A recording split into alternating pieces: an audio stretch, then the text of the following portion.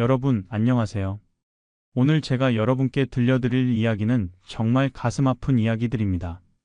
하지만 반드시 들으셔야 하는 이야기이기도 해요. 혹시 이런 통계 아시나요?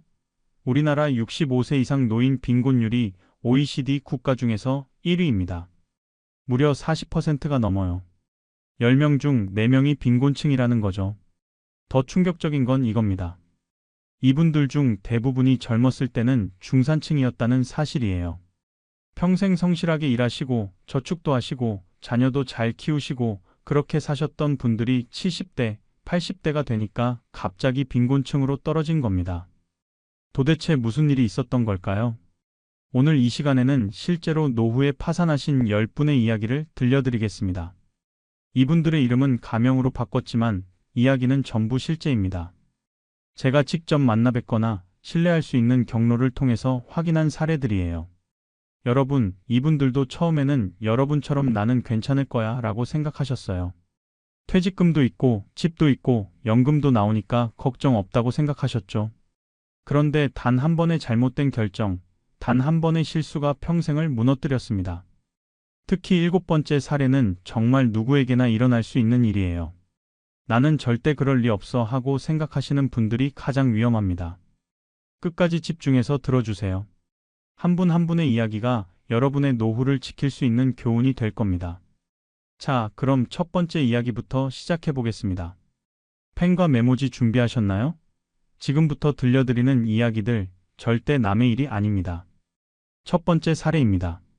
72세 김모 씨의 이야기예요.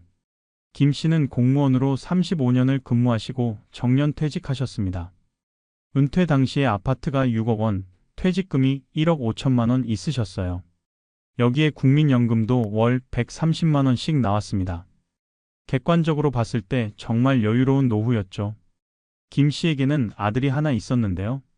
40대 중반의 아들이 어느 날 찾아왔습니다. 아버지, 저 사업 한번 해보려고 해요. 식당인데 요즘 대세라고 하더라고요. 근데 자금이 좀 모자라서요. 아들의 눈빛이 반짝였대요. 그동안 직장 생활하면서 힘들었던 아들이 뭔가 해보겠다는데 아버지로서 어떻게 거절하겠어요. 김 씨는 퇴직금 중에서 5천만 원을 아들에게 주었습니다. 이건 주는 거야. 갚으려고 하지 마. 대신 열심히 해. 아버지의 마음이었죠. 그런데 문제는 여기서 시작됐습니다. 아들이 한 달 후에 다시 왔어요. 아버지, 식당 시작하려면 돈이 더 필요한데 은행에서 대출을 받으려고 하거든요. 근데 제 신용으로는 한도가 부족해서요. 보증만 좀 서주시면 안 될까요? 김 씨는 고민했습니다. 하지만 아들이 1년만 장사 잘 되면 바로 갚을게요. 걱정하지 마세요 라고 하니까 마음이 약해졌어요. 결국 은행 대출 2억 원의 연대 보증을 섰습니다. 우리 아들이 그래도 45년을 직장 생활했는데 1년 장사는 하겠지 이렇게 생각하신 거예요. 식당은 6개월 동안은 그럭저럭 장사가 됐습니다. 아들도 열심히 했고요. 그런데 7개월째부터 적자가 나기 시작했어요. 위치 선정을 잘못했던 거죠. 아들은 적자를 메우려고 개인 신용대출까지 받았습니다. 결국 1년 후 식당은 문을 닫았습니다. 문제는 그 다음이었어요. 은행에서 김 씨에게 연락이 왔습니다. 아드님이 대출금을 갚지 못하고 있습니다. 연대 보증인이시니까 갚으셔야 합니다. 2억 원이요. 김 씨는 청천벽력 같았습니다. 아들한테 연락했더니 아들도 어쩔 수가 없다는 거예요. 개인 빚도 5천만 원이 더 있다고 했어요. 김 씨는 고민 끝에 아파트를 팔기로 했습니다. 6억 원짜리 아파트를 급매로 내놨더니 5억 4천만 원에 팔렸어요. 여기서 전세 보증금 2억 원을 돌려주고 은행빚 2억 원을 갚으니까 남은 돈이 1억 4천만 원이었습니다. 퇴직금으로 아들한테 준 5천만 원까지 합치면 원래 있던 재산 7억 5천만 원 중에서 1억 4천만 원만 남은 거예요.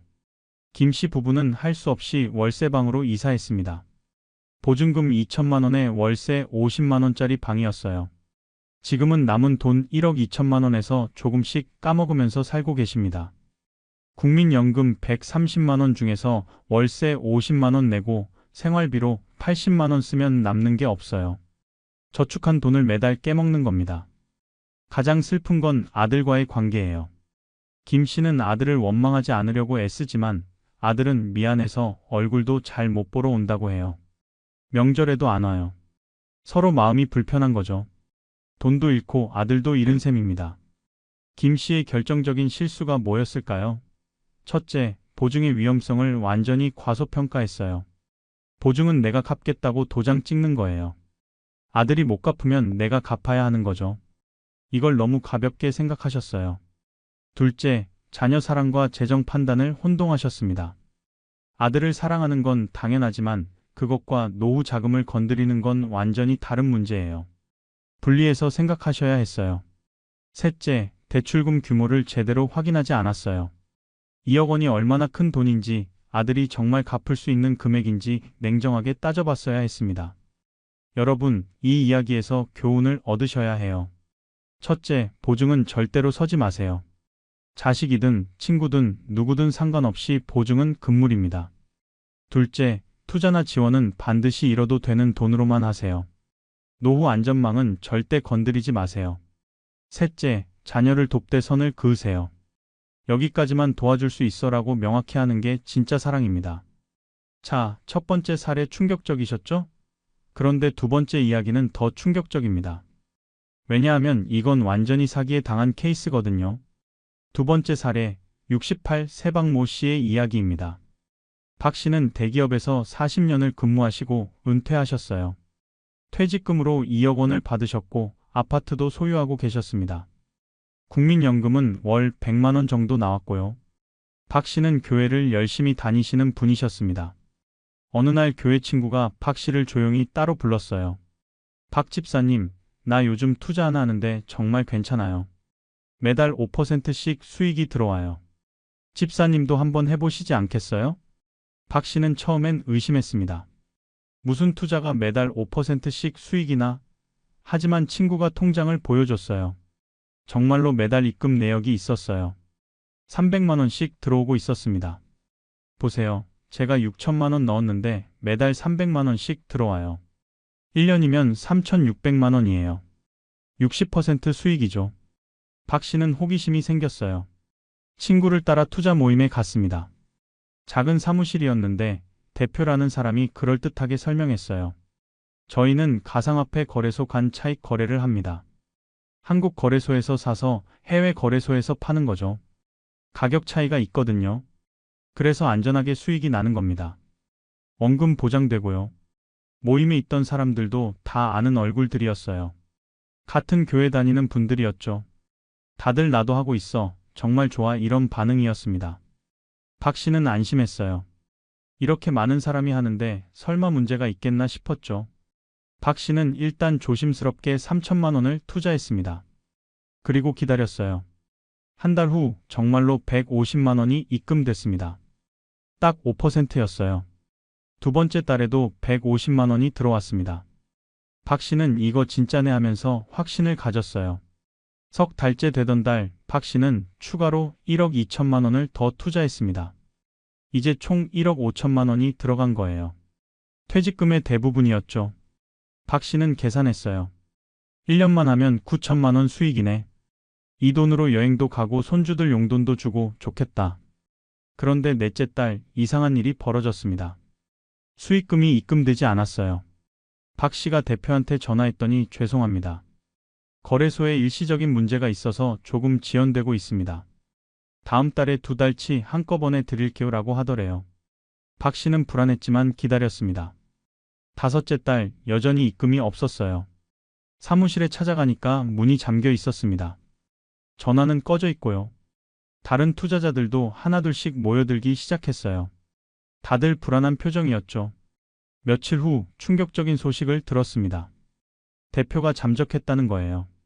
박 씨는 경찰에 신고했습니다. 알고 보니 전형적인 폰지 사기였어요.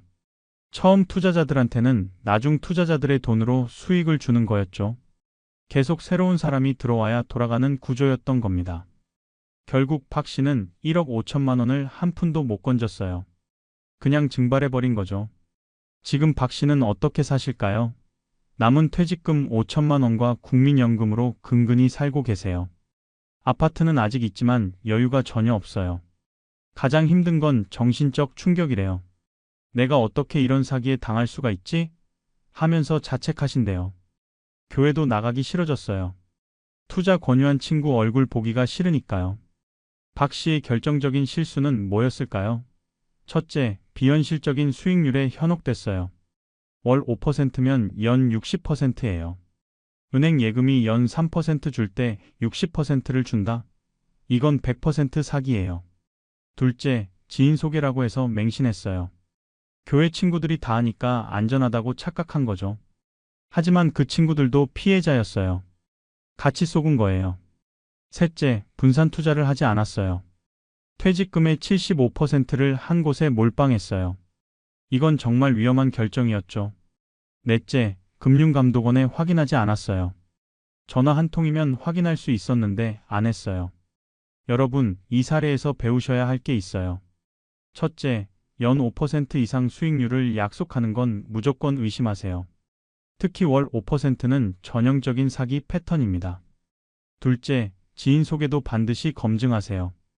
아무리 믿을 만한 사람이라도 투자는 별개예요. 금융감독원 1330으로 전화해서 확인하세요. 셋째, 절대로 한 곳에 몰빵하지 마세요. 투자는 분산이 기본입니다. 퇴직금을 투자에 쓰시려면 최대 20% 이내로 하시고 그것도 서너 군데로 나누세요. 넷째, 원금 보장, 고수익, 안전 이 세 단어가 동시에 나오면 100% 사기입니다. 세상에 그런 투자는 없어요. 자, 두 번째 사례까지 들으셨는데요. 숨이 막히시죠? 그런데 세 번째 이야기는 조금 다릅니다. 이건 사기를 당한 게 아니라 본인이 스스로 무너진 케이스예요. 세 번째 사례, 65세 이모 씨의 이야기입니다. 이 씨는 대기업 임원까지 하신 분이에요. 퇴직금으로 3억 원을 받으셨고 국민연금도 월 200만 원씩 나왔습니다.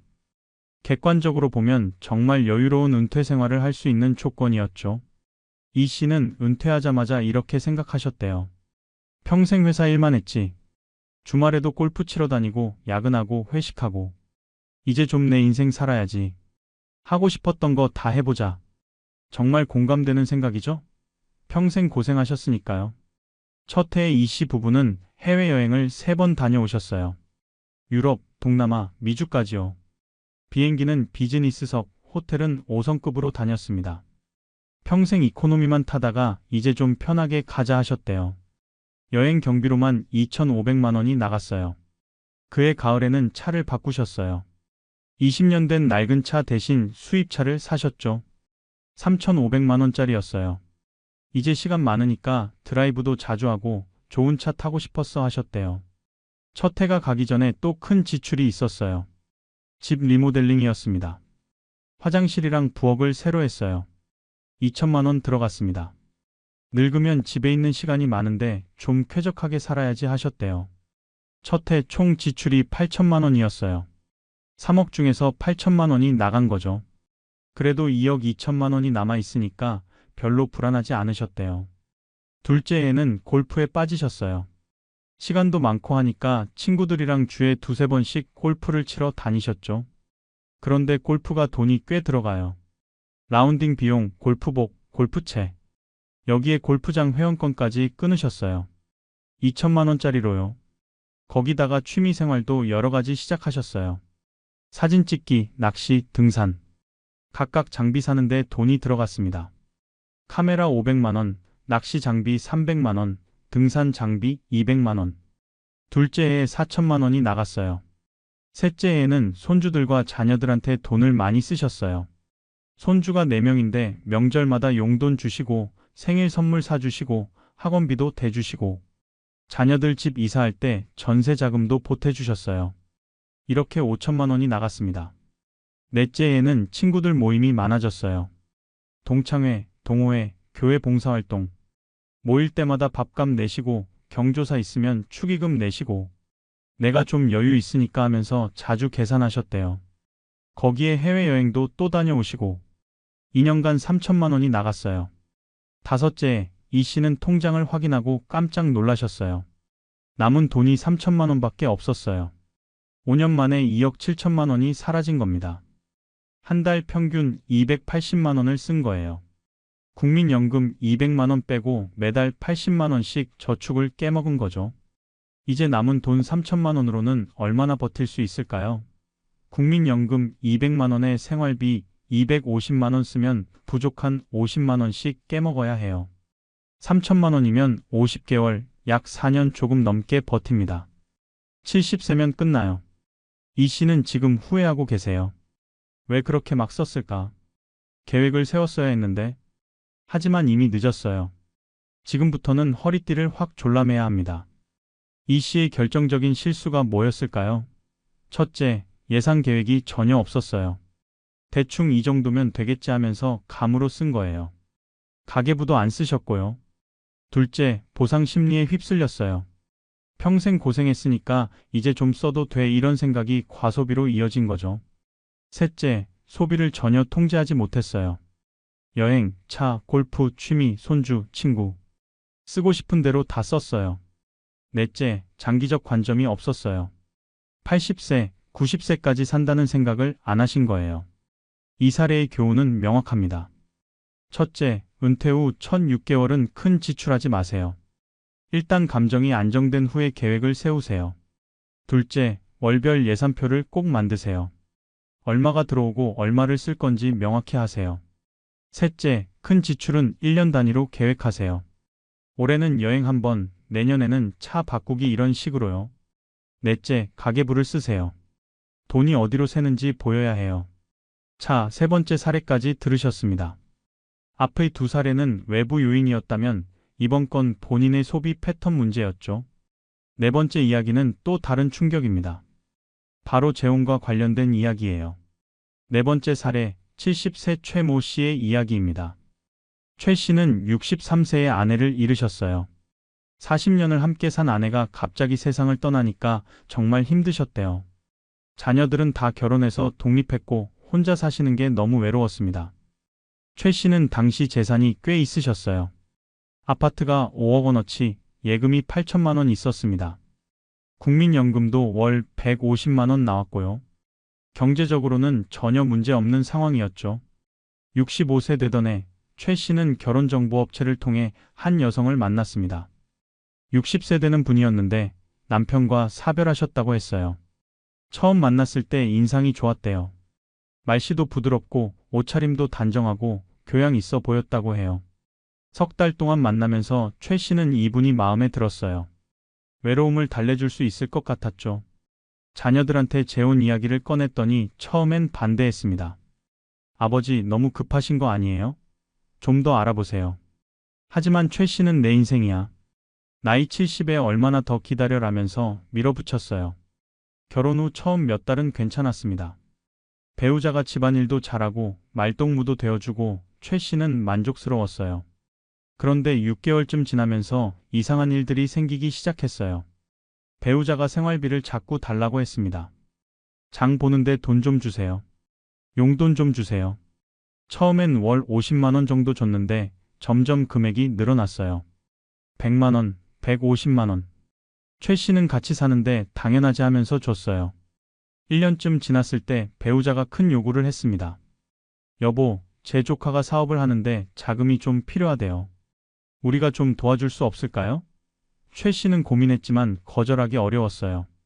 결국 2천만 원을 줬습니다. 몇 달 후 또 다른 요구가 있었어요. 제 친정 동생이 병원비가 필요하대요. 이번에는 1천만 원을 줬어요. 그 다음에는 제 옛날 집 전세금 문제가 있어서요 하면서 3천만 원을 요구했습니다. 1년 반 동안 최 씨는 배우자한테 총 8천만 원을 줬어요. 예금이 거의 바닥난 거죠. 그런데 어느 날 배우자가 최 씨한테 통장이랑 인감을 달라고 했어요.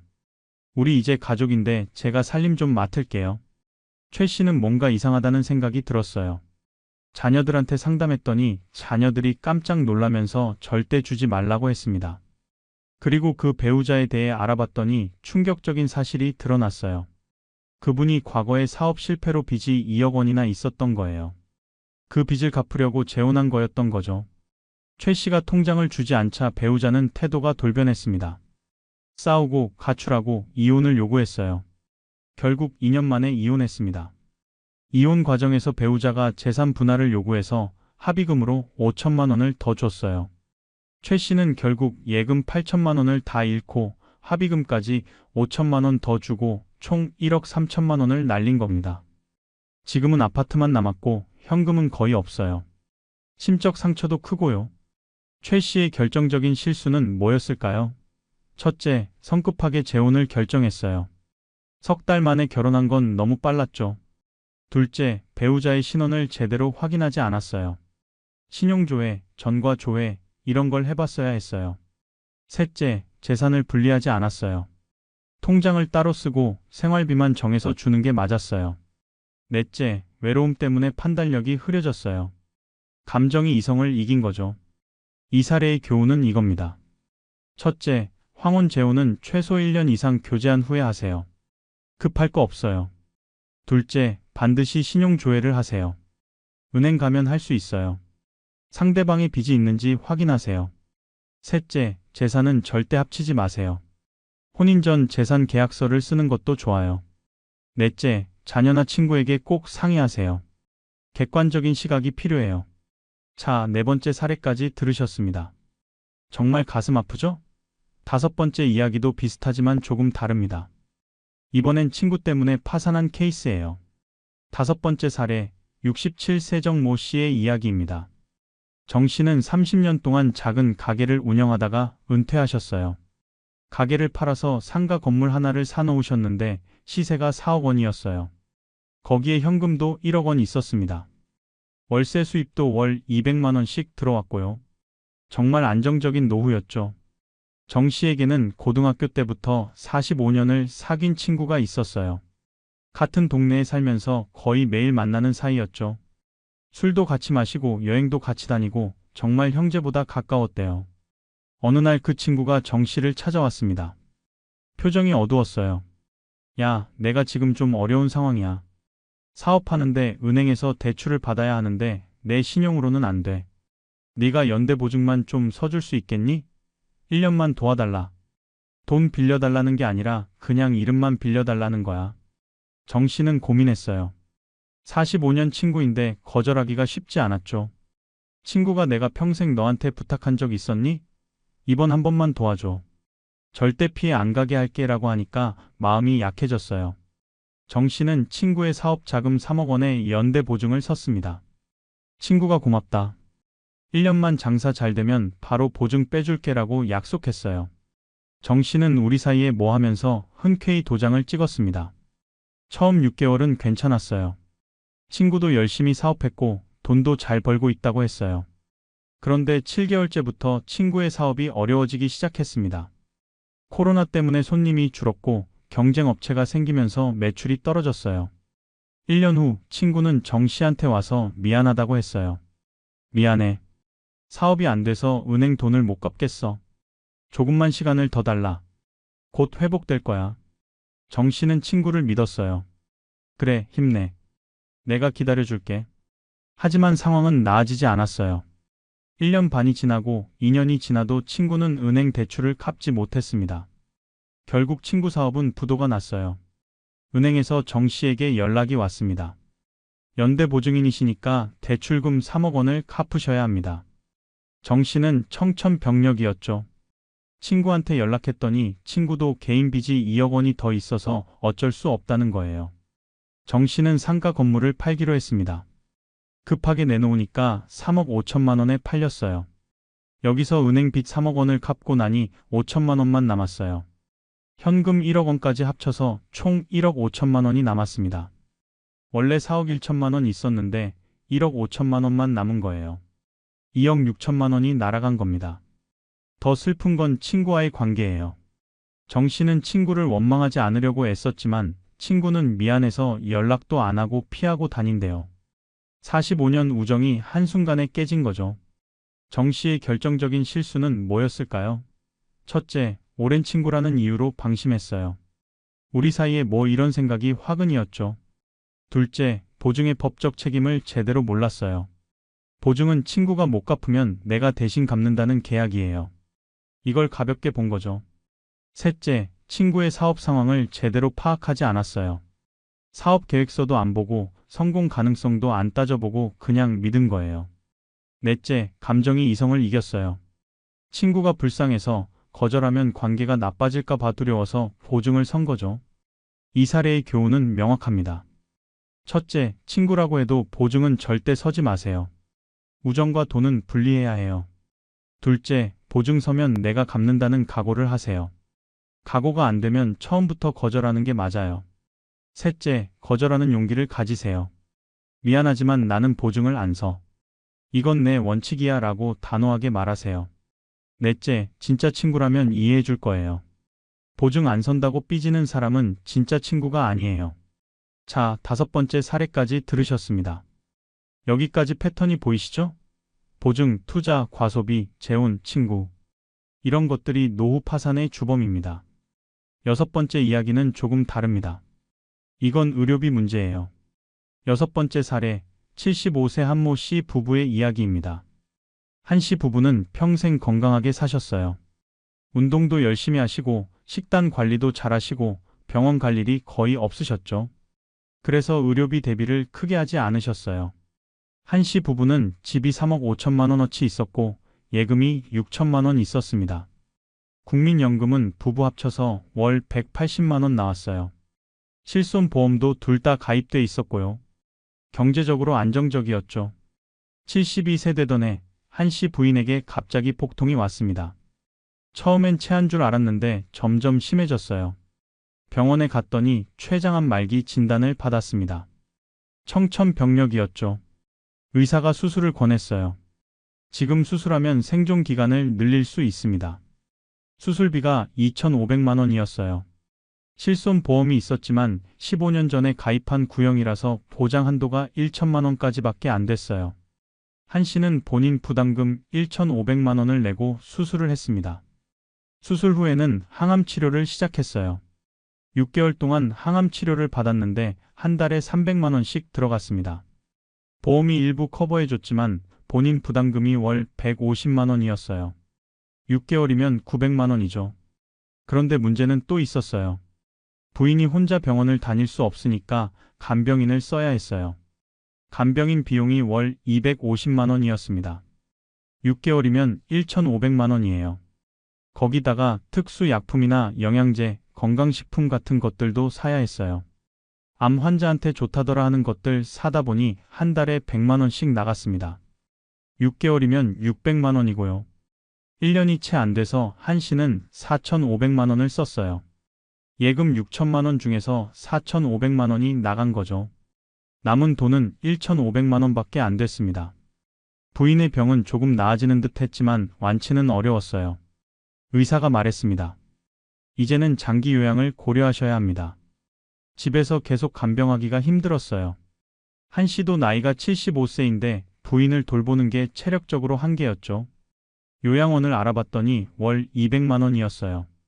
한 씨의 국민연금이 월 90만 원인데 요양원비가 200만 원이면 부족한 돈을 어떻게 메울까요? 부인 연금 90만 원 합쳐도 110만 원이 부족해요. 남은 예금 1,500만 원으로는 13개월, 1년 조금 넘게 버틸 수 있어요. 한 씨는 결국 집을 담보로 대출을 받았습니다. 5천만 원을 빌렸어요. 이 돈으로 4년은 버틸 수 있을 것 같았죠. 하지만 이자도 내야 하고 한 씨 본인도 건강이 나빠지면서 병원비가 계속 나가요. 부인은 2년 후에 세상을 떠나셨습니다. 한 씨는 슬픔 속에서도 경제적 현실을 직시해야 했어요. 2년 동안 의료비와 요양비로 총 6,500만 원이 나갔고 집에는 대출금 5천만 원이 남아 있었습니다. 한 씨는 지금 혼자 사시는데 빚 5천만 원을 안고 있어요. 국민연금 90만 원으로 살아야 하는데 대출 이자만 월 20만 원이에요. 생활이 정말 빠듯합니다. 한 씨의 결정적인 실수는 무엇일까요? 첫째, 의료비 대비를 전혀 안 했어요. 우리는 건강하니까 괜찮아라고 생각했던 거죠. 둘째, 실손보험을 점검하지 않았어요. 15년 전 구형보험은 보장 한도가 너무 낮았어요. 셋째, 긴급 의료비 적립금이 없었어요. 예금 6천만 원이 전부였는데 이것도 생활비랑 섞여 있었죠. 넷째, 장기 요양 비용을 전혀 준비하지 않았어요. 요양원비가 이렇게 비싼 줄 몰랐던 거예요. 이 사례의 교훈은 이겁니다. 첫째, 실손보험을 꼭 점검하세요. 구형은 신형으로 바꾸는 게 좋아요. 최신 실손은 1년에 5천만 원까지 보장해줘요. 둘째, 긴급 의료비를 최소 2천만 원은 별도로 빼놓으세요. 이건 절대 건드리지 말고 오직 의료비로만 쓰는 거예요. 셋째, 정기검진을 꼭 받으세요. 조기 발견하면 치료비도 적게 들고 완치 가능성도 높아요. 넷째, 장기요양보험도 고려하세요. 나이 들면 요양이 필요할 수 있어요. 다섯째, 가장 중요한 건 건강관리예요. 운동하시고 식단 관리하시고 금연금주하세요. 자, 여섯 번째 사례까지 들으셨습니다. 의료비 문제 정말 심각하죠?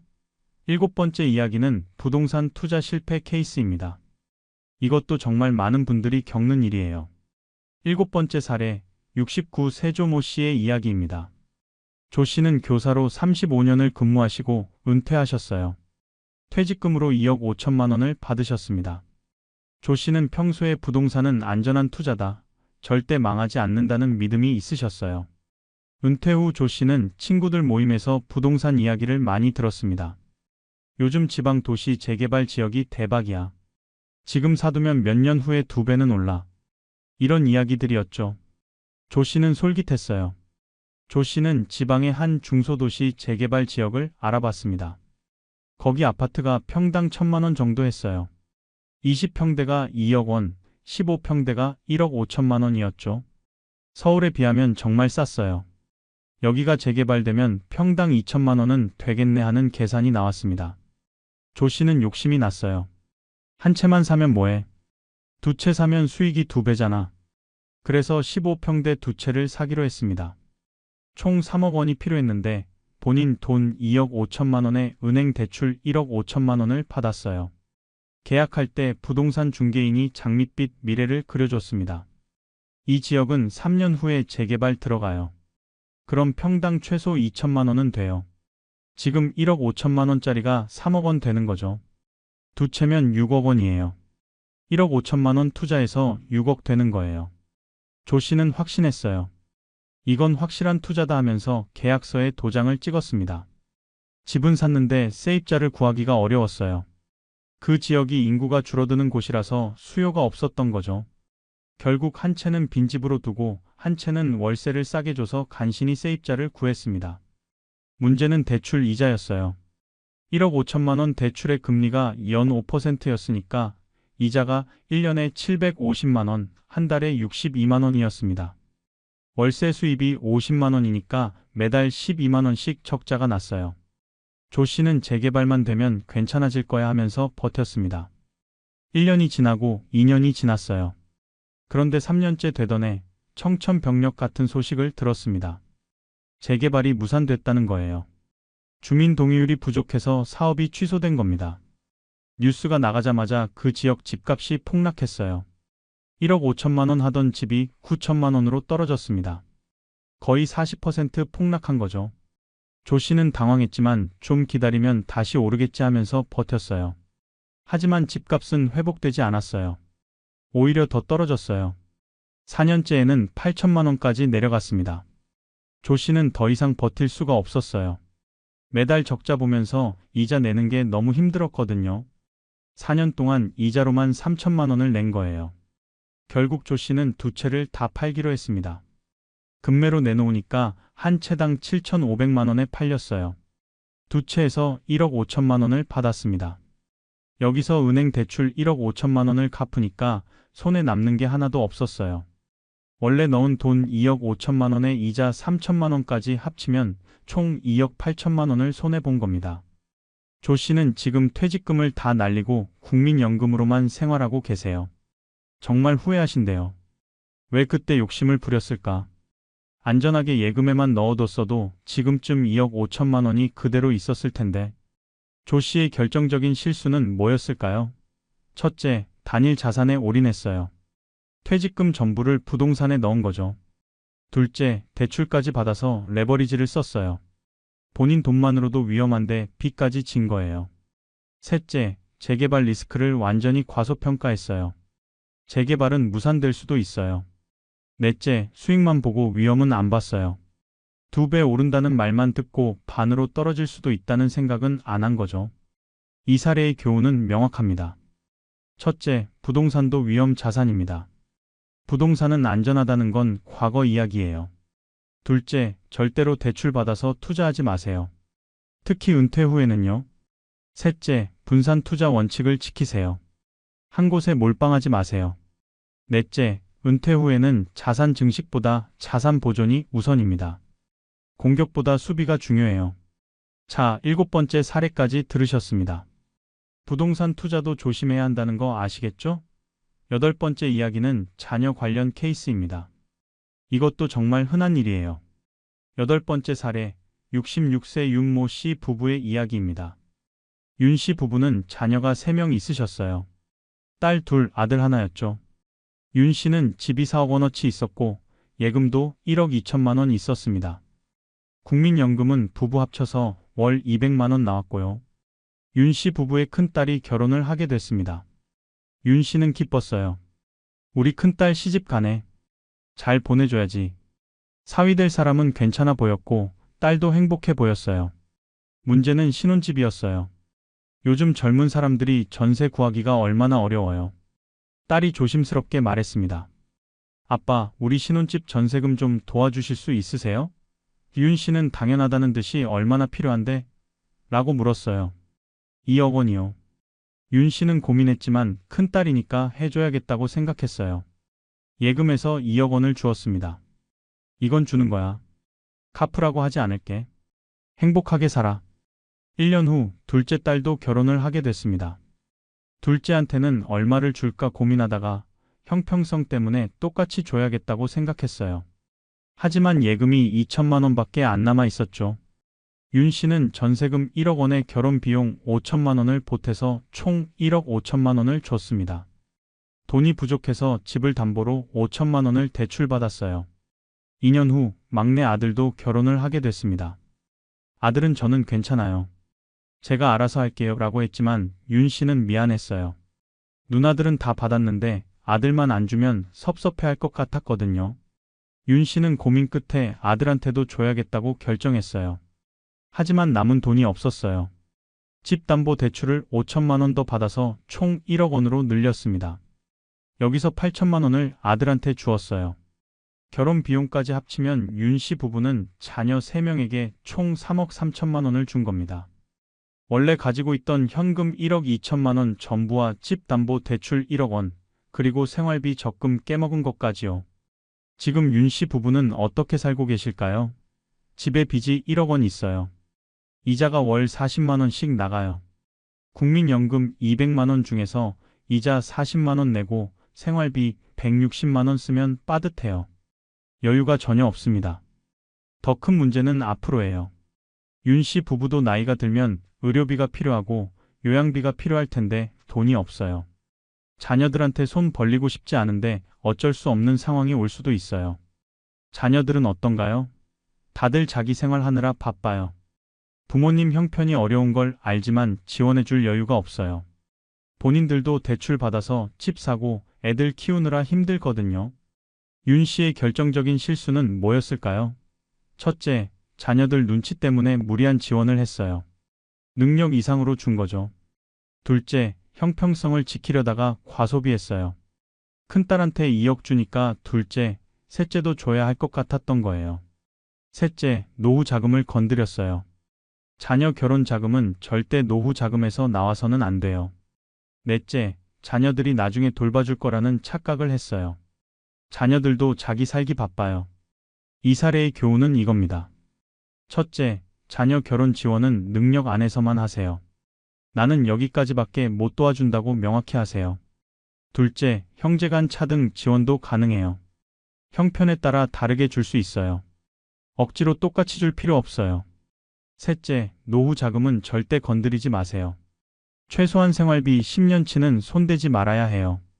넷째, 자녀의 독립을 도와주는 게 진짜 사랑이에요. 모든 걸 다 해주는 게 사랑이 아니에요. 자, 8번째 사례까지 들으셨습니다. 자녀 사랑이 과해서 파산하는 경우 정말 많아요. 9번째 이야기는 좀 특별합니다. 이건 장수 리스크 케이스예요. 9번째 사례, 현재 92세이신 김 할머니의 이야기입니다. 할머니는 65세에 남편을 잃으셨어요. 남편이 돌아가시면서 유산으로 5천만 원을 남기셨습니다.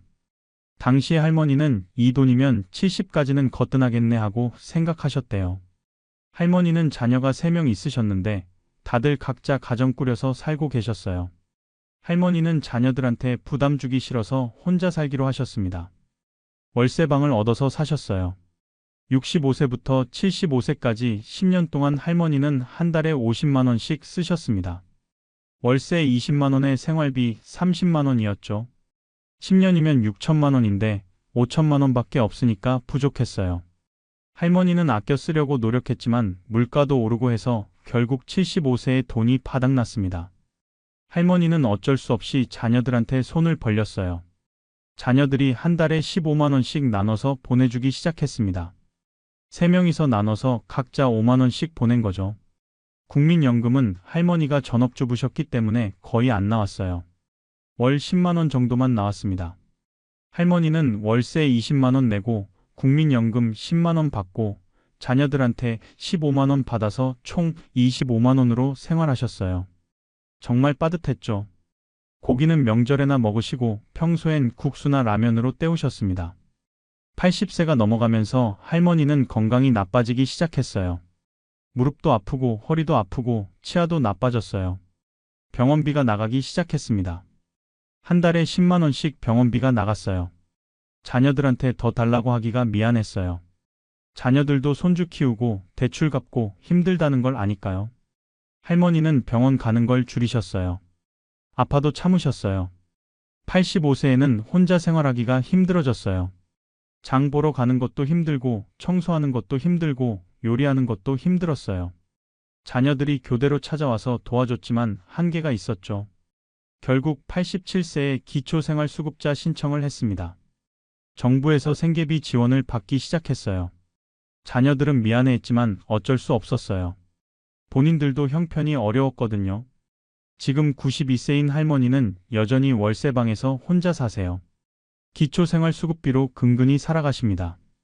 자녀들과는 명절에나 연락하고 평소엔 외로이 지내세요. 자녀들도 미안한 마음에 자주 못 찾아뵌대요.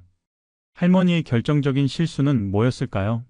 첫째, 수명을 완전히 과소평가했어요. 70까지만 살겠지 하셨는데 92세까지 사신 거예요.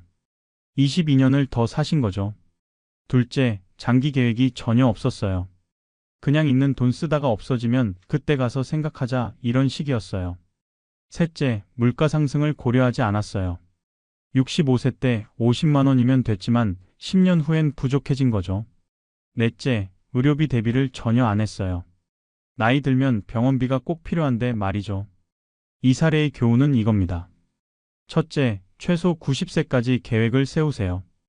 요즘 사람들 오래 살아요. 평균 수명이 계속 늘어나고 있어요. 둘째, 장수 리스크가 가장 큰 리스크예요. 돈보다 오래 사는 것이 가장 무서운 일이에요.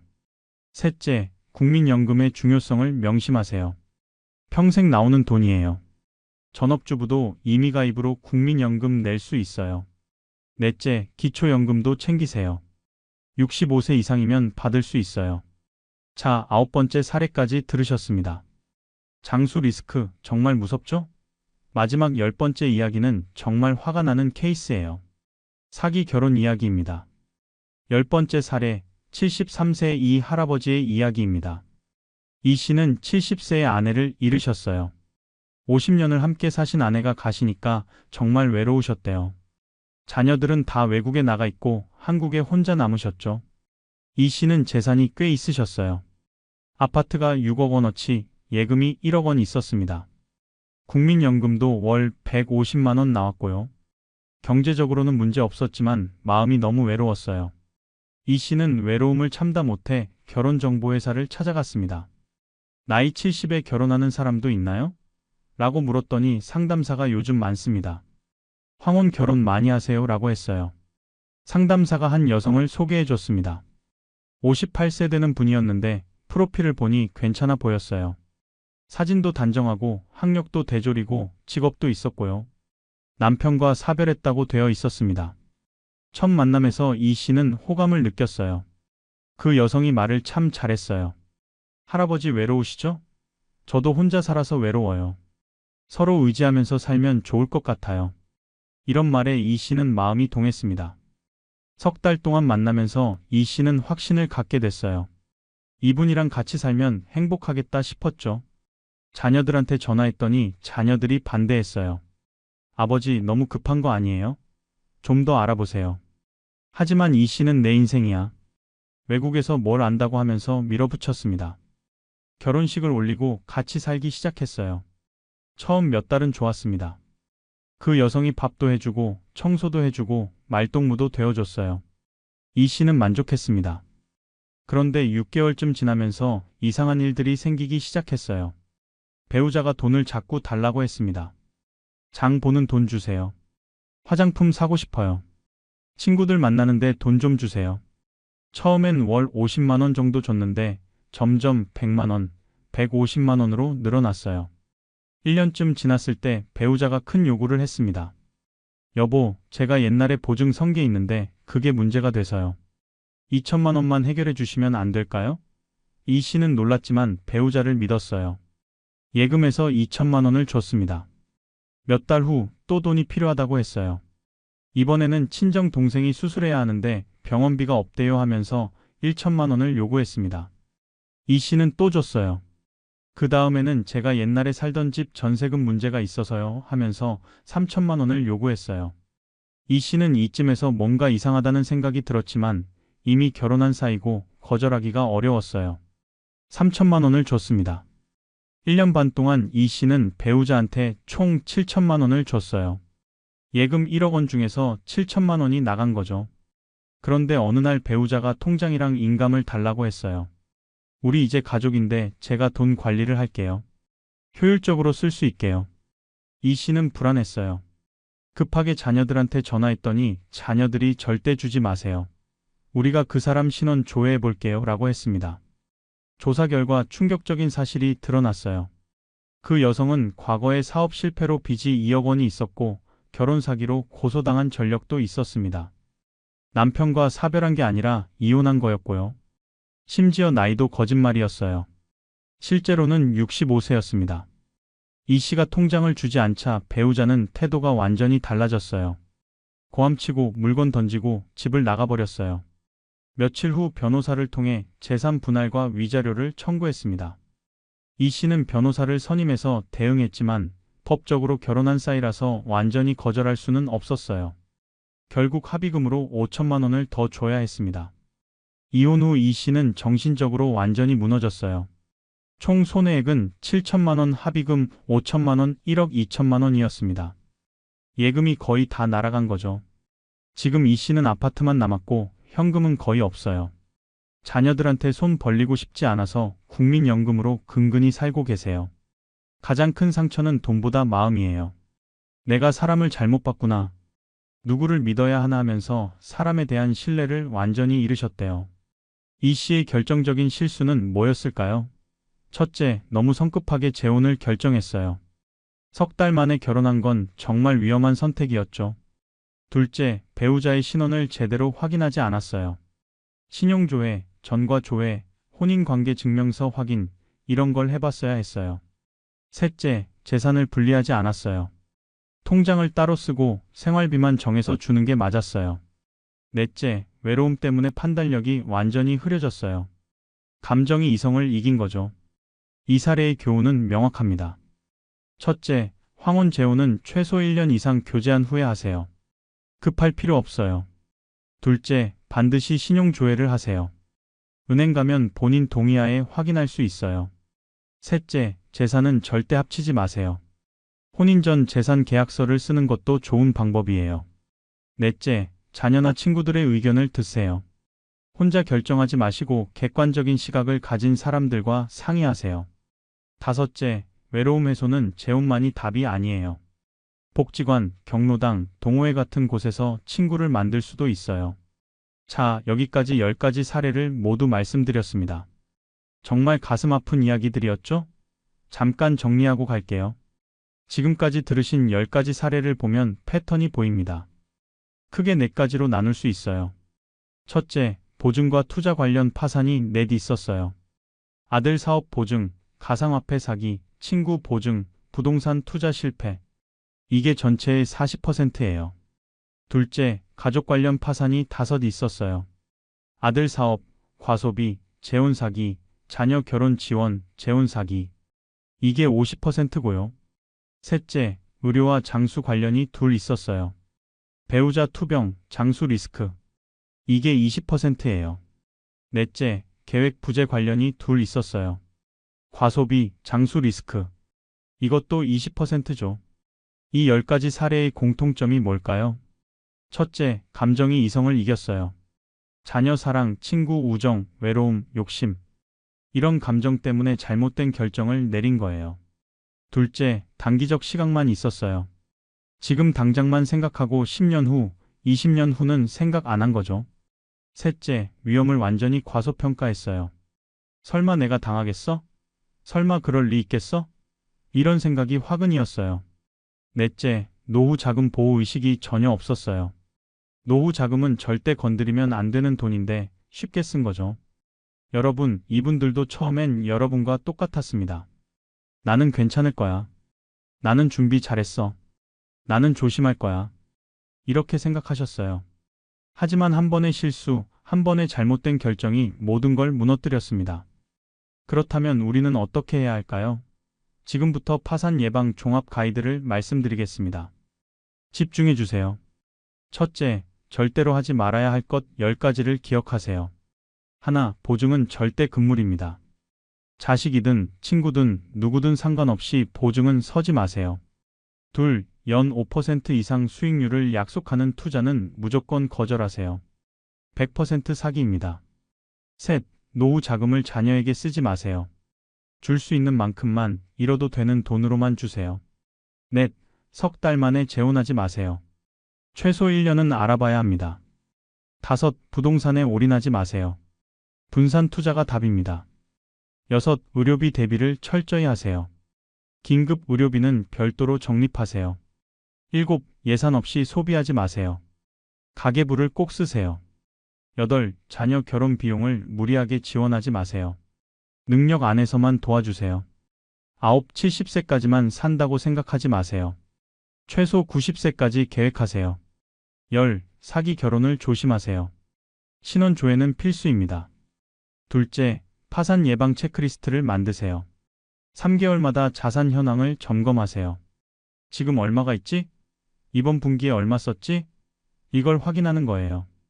월 예산표를 작성하고 꼭 지키세요. 수입이 얼마고 지출이 얼마인지 명확히 하세요. 긴급 자금을 최소 2천만 원은 확보하세요. 이건 절대 건드리지 말고 오직 긴급 상황에만 쓰는 거예요.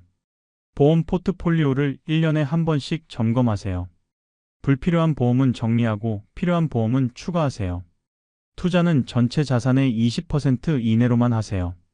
그것도 분산해서 투자하세요. 중요한 결정은 반드시 자녀나 전문가와 상의하세요. 혼자 결정하지 마세요. 셋째, 지금 당장 실천할 3가지가 있습니다. 오늘 밤 자산 현황을 정리하세요. 종이 한 장 꺼내서 나는 지금 뭐가 얼마나 있지? 적어보세요. 예금, 부동산, 보험 다 적어보는 거예요. 이게 첫걸음입니다.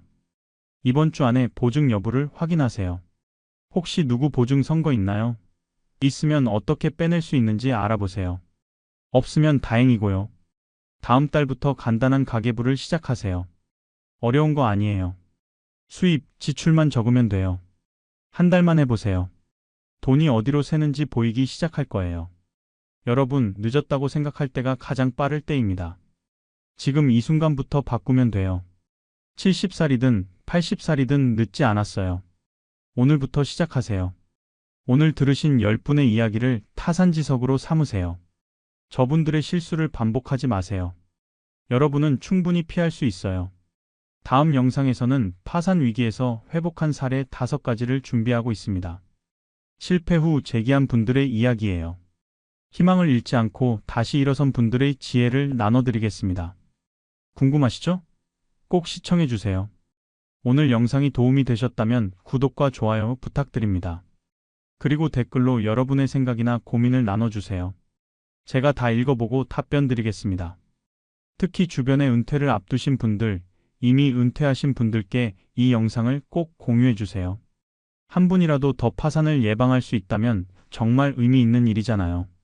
마지막으로 한 가지만 더 말씀드릴게요. 여러분의 노후는 여러분이 지킵니다. 정부도 자식도 아무도 대신 지켜주지 않아요. 오늘 배운 10가지 사례를 명심하시고 같은 실수를 하지 마세요.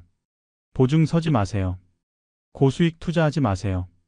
노후 자금 건드리지 마세요. 성급하게 재혼하지 마세요.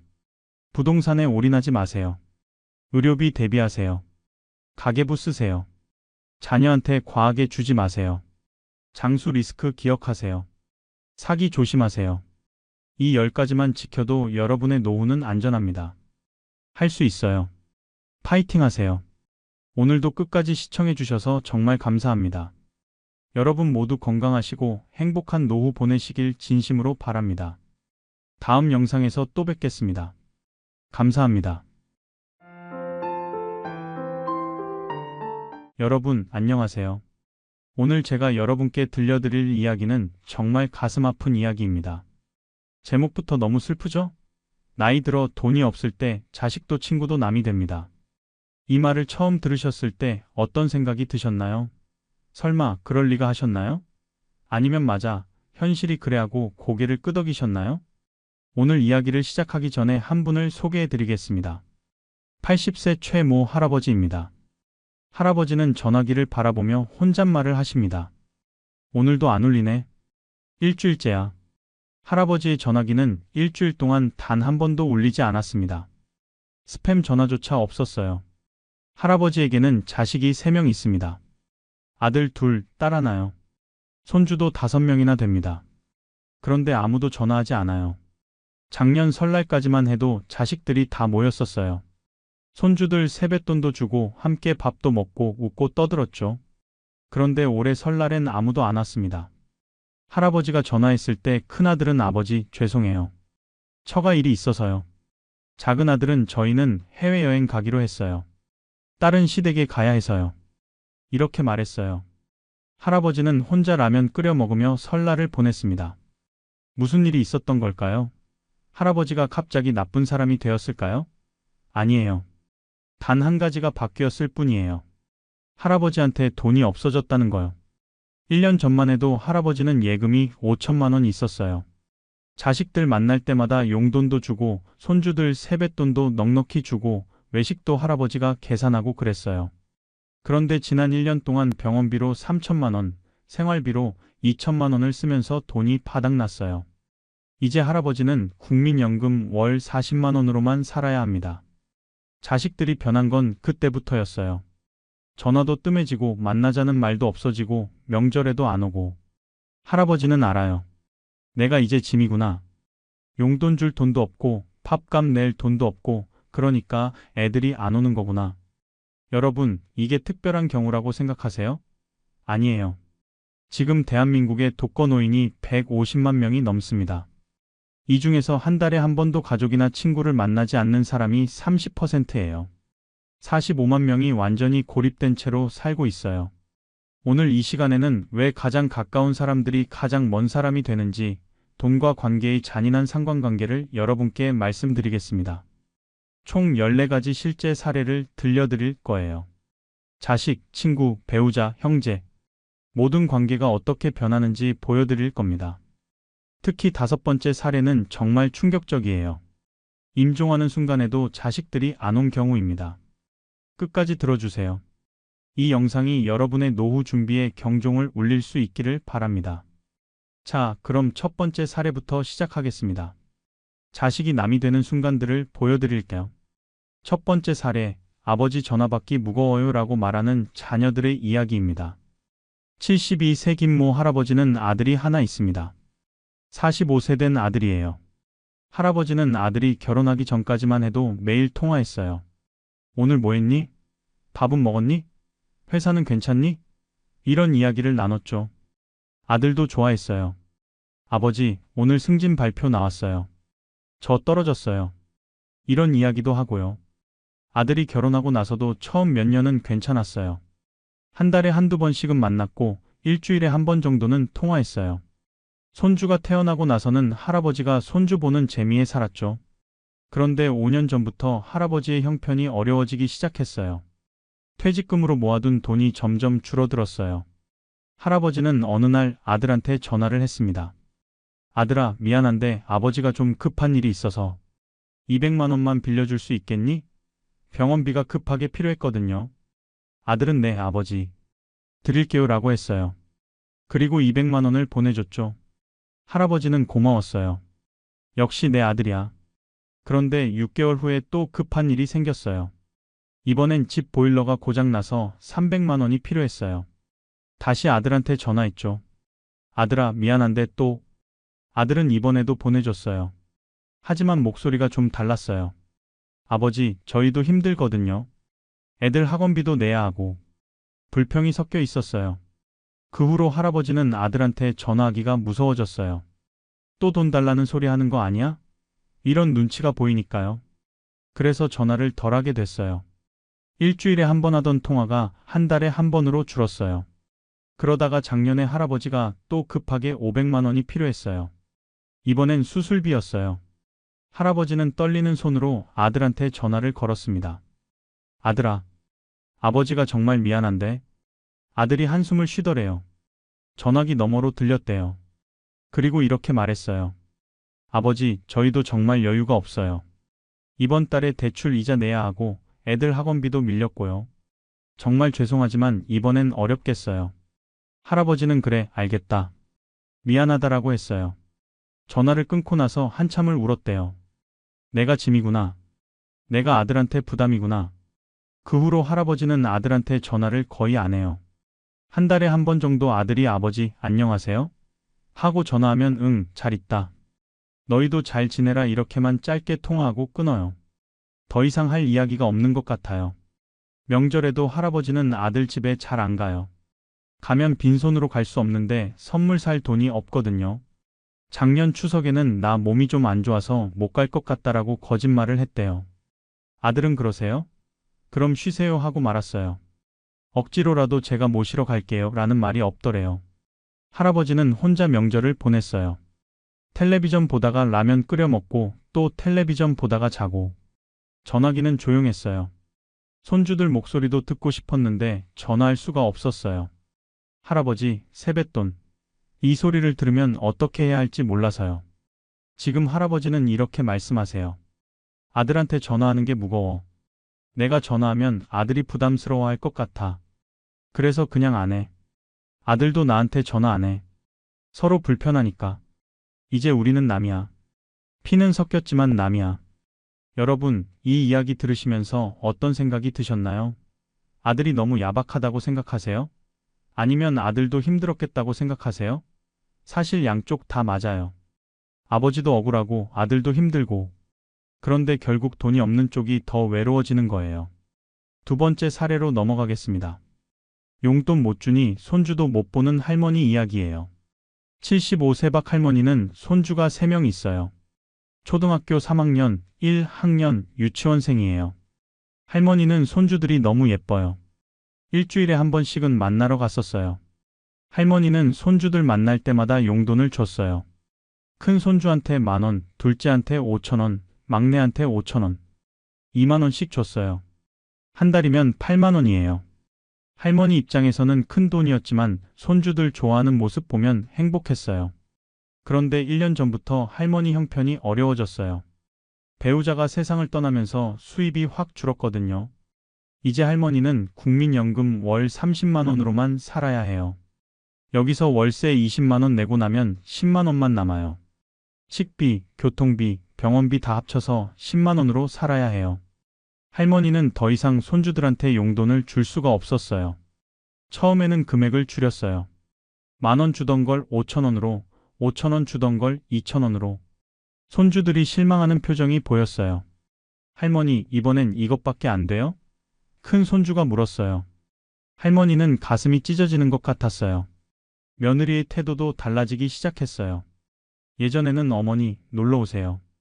애들이 할머니 보고 싶어 해요 라고 했는데 요즘은 어머니, 애들이 학원 가야 해서 바빠요 라고 해요. 할머니가 그럼 내가 갈게라고 하면 어머니, 집이 지저분해서요. 다음에 뵐게요 라고 해요. 할머니는 알아요.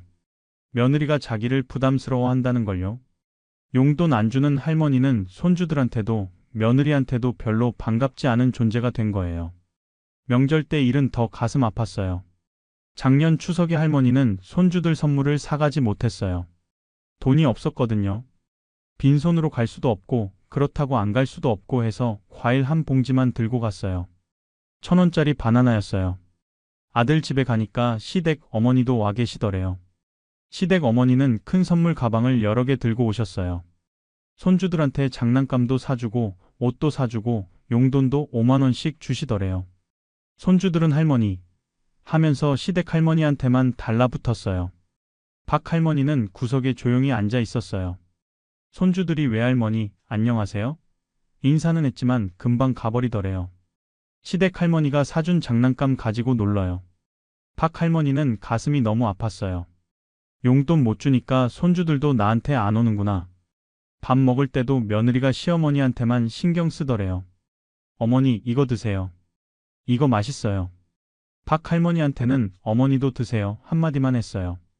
차이가 느껴지더래요. 식사 후에 박 할머니는 일찍 일어났어요. 나 먼저 갈게. 애들 잘 키워라. 아들이 어머니 벌써요? 라고 물었지만 만류하지는 않았어요. 택시비 아껴야 해서 버스 타고 집에 왔어요. 집에 와서 한참을 울었대요. 그 후로 박 할머니는 아들 집에 잘 안 가요. 며느리한테도 전화 잘 안 해요. 내가 가봤자 환영받지 못하는데 뭐하러 가나. 손주들도 나한테 별 관심 없는데. 손주들 생일에도 못 가요. 선물 살 돈이 없으니까요. 지난달에 큰 손주가 생일이었어요. 며느리가 어머니, 다음 주 토요일이 애 생일이에요 라고 말했어요. 초대하는 건지 그냥 알려주는 건지 모호한 톤이었어요. 박 할머니는 그래, 알겠다. 근데 나는 그날 병원 가야 해서. 거짓말을 했어요. 며느리는 아, 그러세요? 그럼 다음에 뵐게요 하고 말았어요. 박 할머니는 그날 집에 혼자 있었어요. 손주 생일인데 케이크도 사주지 못하고 선물도 사주지 못하고 얼굴도 못 보고 눈물만 흘렸어요. 돈만 있었으면 10만 원만 있었으면 선물이라도 사줄 텐데 지금 박 할머니는 손주들을 1년에 한두 번밖에 못 봐요. 명절에 얼굴 보는 게 전부예요. 그나마도 빨리 나와요. 눈치 보기 싫어서요. 할머니는 이렇게 말씀하세요. 용돈 못 주니까 손주들도 나를 할머니라고 생각 안 해. 그냥 1년에 한두 번 보는 낯선 사람이야. 나도 이제 남이야. 세 번째 사례입니다. 형제들끼리 떠넘기는 부모 봉양 이야기예요. 80세 정 할머니는 자식이 3남매예요. 큰아들, 작은아들, 딸. 할머니는 5년 전에 남편을 잃고 혼자 사셨어요. 처음에는 혼자 살 수 있었어요. 건강도 괜찮았고 집안일도 스스로 하셨고요. 그런데 78세 때 넘어져서 허리를 다쳤어요. 그 후로 혼자 생활하기가 힘들어졌어요. 장 보는 것도 힘들고 청소하는 것도 힘들고 밥 해 먹는 것도 힘들었어요. 자식들한테 도움을 요청해야 했어요. 자식들이 모여서 회의를 했어요. 어머니를 어떻게 할까? 큰아들이 말했어요. 나는 회사 일이 바빠서 매일 못 봐. 그리고 우리 집은 좁아서 모시기 힘들어. 작은 아들도 나도 애들 키우느라 바빠. 와이프도 일하고. 우리도 힘들어. 딸은 나는 시집간 사람이잖아. 오빠들이 모셔야지. 결국 결론이 안 났어요. 그래서 타협안을 냈어요. 한 달씩 돌아가면서 모시자. 큰아들 집에서 한 달, 작은아들 집에서 한 달, 딸 집에서 한 달. 이렇게 돌아가면서 모시기로 했어요. 할머니는 이 말을 듣고 가슴이 무너졌어요. 내가 짐짝이야? 돌려막기 하는 거야? 하지만 어쩔 수 없었어요. 혼자 살 수 없으니까요. 큰아들 집에서 한 달을 사는데 너무 힘들었어요. 며느리가 노골적으로 싫어하는 티를 냈어요. 어머니, 이거 치워주세요. 어머니, 저기 앉지 마세요. 어머니, 씻으시고 나오세요. 잔소리가 끊이지 않았어요. 밥도 따로 차려주지 않고 어머니, 냉장고에 반찬 있으니까 알아서 드세요라고 했어요. 손주들도 할머니를 귀찮아했어요. 할머니, 내 방에 들어오지 마세요. 친구들 오는데? 할머니는 작은 방 하나에서 하루 종일 텔레비전만 봤어요. 밥 먹을 때만 나왔다가 다시 들어갔어요. 한 달이 지나서 작은아들 집으로 옮겼어요. 여기는 좀 나았어요. 며느리가 큰 집 며느리보다는 좀 친절했거든요. 그런데 얼마 안 가서 며느리가 힘들어하기 시작했어요. 어머니, 저도 일하면서 어머니까지 돌보기가 힘들어요. 시간이 없어요. 작은 아들한테 말했어요. 당신 형한테 말해요. 어머니를 우리만 모실 수 없어요. 형이 더 책임져야죠. 작은 아들이 형한테 전화했어요. 형님, 어머니를 이렇게 돌려막기 하는 게 맞나요? 형님이 장남이니까 형님이 모셔야죠. 형은 뭐, 내가 왜, 다 같은 자식인데 왜 나만? 이렇게 싸웠어요. 딸 집으로 가면 또 다른 문제가 있었어요. 사위가 불편해했어요. 장모님이 집에 계시니까 눈치가 보이는 거예요. 밤에 텔레비전 보는 것도 조심스럽고 아침에 일어나는 것도 조심스럽고 사위가 딸한테 여보, 언제까지 장모님이 계실 거야? 라고 물었어요. 할머니는 다 들었어요. 벽이 얇아서 다 들렸어요. 할머니는 울었어요. 내가 왜 이렇게 됐을까? 자식 셋이나 낳았는데 환영받는 곳이 하나도 없네. 3년을 이렇게 떠돌아다니다가 결국 자식들이 또 모였어요. 이번에는 어머니를 요양원에 보내는 게 어떨까? 하는 의견이 나왔어요. 요양원 비용을 셋이서 나눠내기로 했어요. 한 달에 200만 원이니까 한 명당 67만 원씩이에요. 할머니를 요양원에 보냈어요. 할머니는 내가 이렇게 버려지는구나 하는 생각이 들었어요. 요양원은 깨끗하고 직원들도 친절했지만 마음은 허전했어요. 처음 한 달은 자식들이 다 찾아왔어요. 큰아들이 와서 어머니, 여기 괜찮으세요? 물어봤어요. 할머니는 응, 괜찮다 했어요. 뭐라고 하겠어요. 두 번째 달부터 방문 횟수가 줄기 시작했어요. 한 달에 한 번씩만 왔어요. 6개월이 지나니까 2달에 한 번으로 줄었어요. 1년이 지난 지금은 3개월에 한 번 올까 말까해요. 자식들끼리는 여전히 싸워요. 형님이 이번 달 요양원비 아직 안 냈어요. 동생 내가 어머니 병원비 내야 하는 거 아니야? 돈 문제로 계속 싸워요. 할머니는 요양원에서 혼자 텔레비전을 봐요. 다른 할머니들은 자식들이 자주 찾아오는데 정할머니는 아무도 안 와요. 명절에도 안 와요. 어머니, 저희 바빠서 못 갈 것 같아요. 대신 용돈 보내드릴게요. 이렇게 전화만 해요. 할머니는 이렇게 말씀하세요. 자식 셋 낳았는데 다 남이야. 돈 부담 때문에 나를 요양원에 버렸어. 이제 나를 찾아오는 사람은 아무도 없어. 나는 여기서 혼자 죽을 거야. 4번째 사례입니다. 엄마 통장 비밀번호 알려주세요 라고 하는 자녀들의 이야기예요. 77세 김할머니는 혼자 사세요. 남편은 10년 전에 돌아가셨고요. 할머니에게는 아들이 하나 있어요. 할머니는 예금이 1억 원 있었어요. 남편이 평생 모은 돈이에요. 3년 전쯤에 아들이 찾아왔어요. 엄마, 이제 나이도 드셨는데 통장 관리하기 힘드시죠? 제가 관리해 드릴게요. 비밀번호 알려주세요. 할머니는 처음에는 거절했어요. 아니야, 나 아직 정신 멀쩡해. 내가 관리할 수 있어. 하지만 아들이 계속 얘기했어요. 엄마, 요즘 보이스피싱 사기도 많잖아요. 제가 관리해 드리는 게 안전해요. 저 믿으세요. 며느리도 거들었어요. 어머니, 저희가 어머니 돈 가져가려는 게 아니에요. 안전하게 관리해 드리려는 거예요. 할머니는 고민 끝에 통장과 도장을 아들한테 줬어요. 그래, 내가 관리해라. 대신 내가 필요할 때 달라고 하면 줘야 한다. 처음 몇 달은 괜찮았어요. 할머니가 생활비 100만 원 좀 줘라고 하면 아들이 바로 줬어요. 그런데 6개월쯤 지나니까 달라지기 시작했어요. 할머니가 이번 달 생활비 줘라고 하면 아들이 엄마, 저번 달에 드렸잖아요. 벌써 다 쓰셨어요? 하면서 캐묻기 시작했어요. 할머니가 병원비가 필요해라고 하면 무슨 병원이요?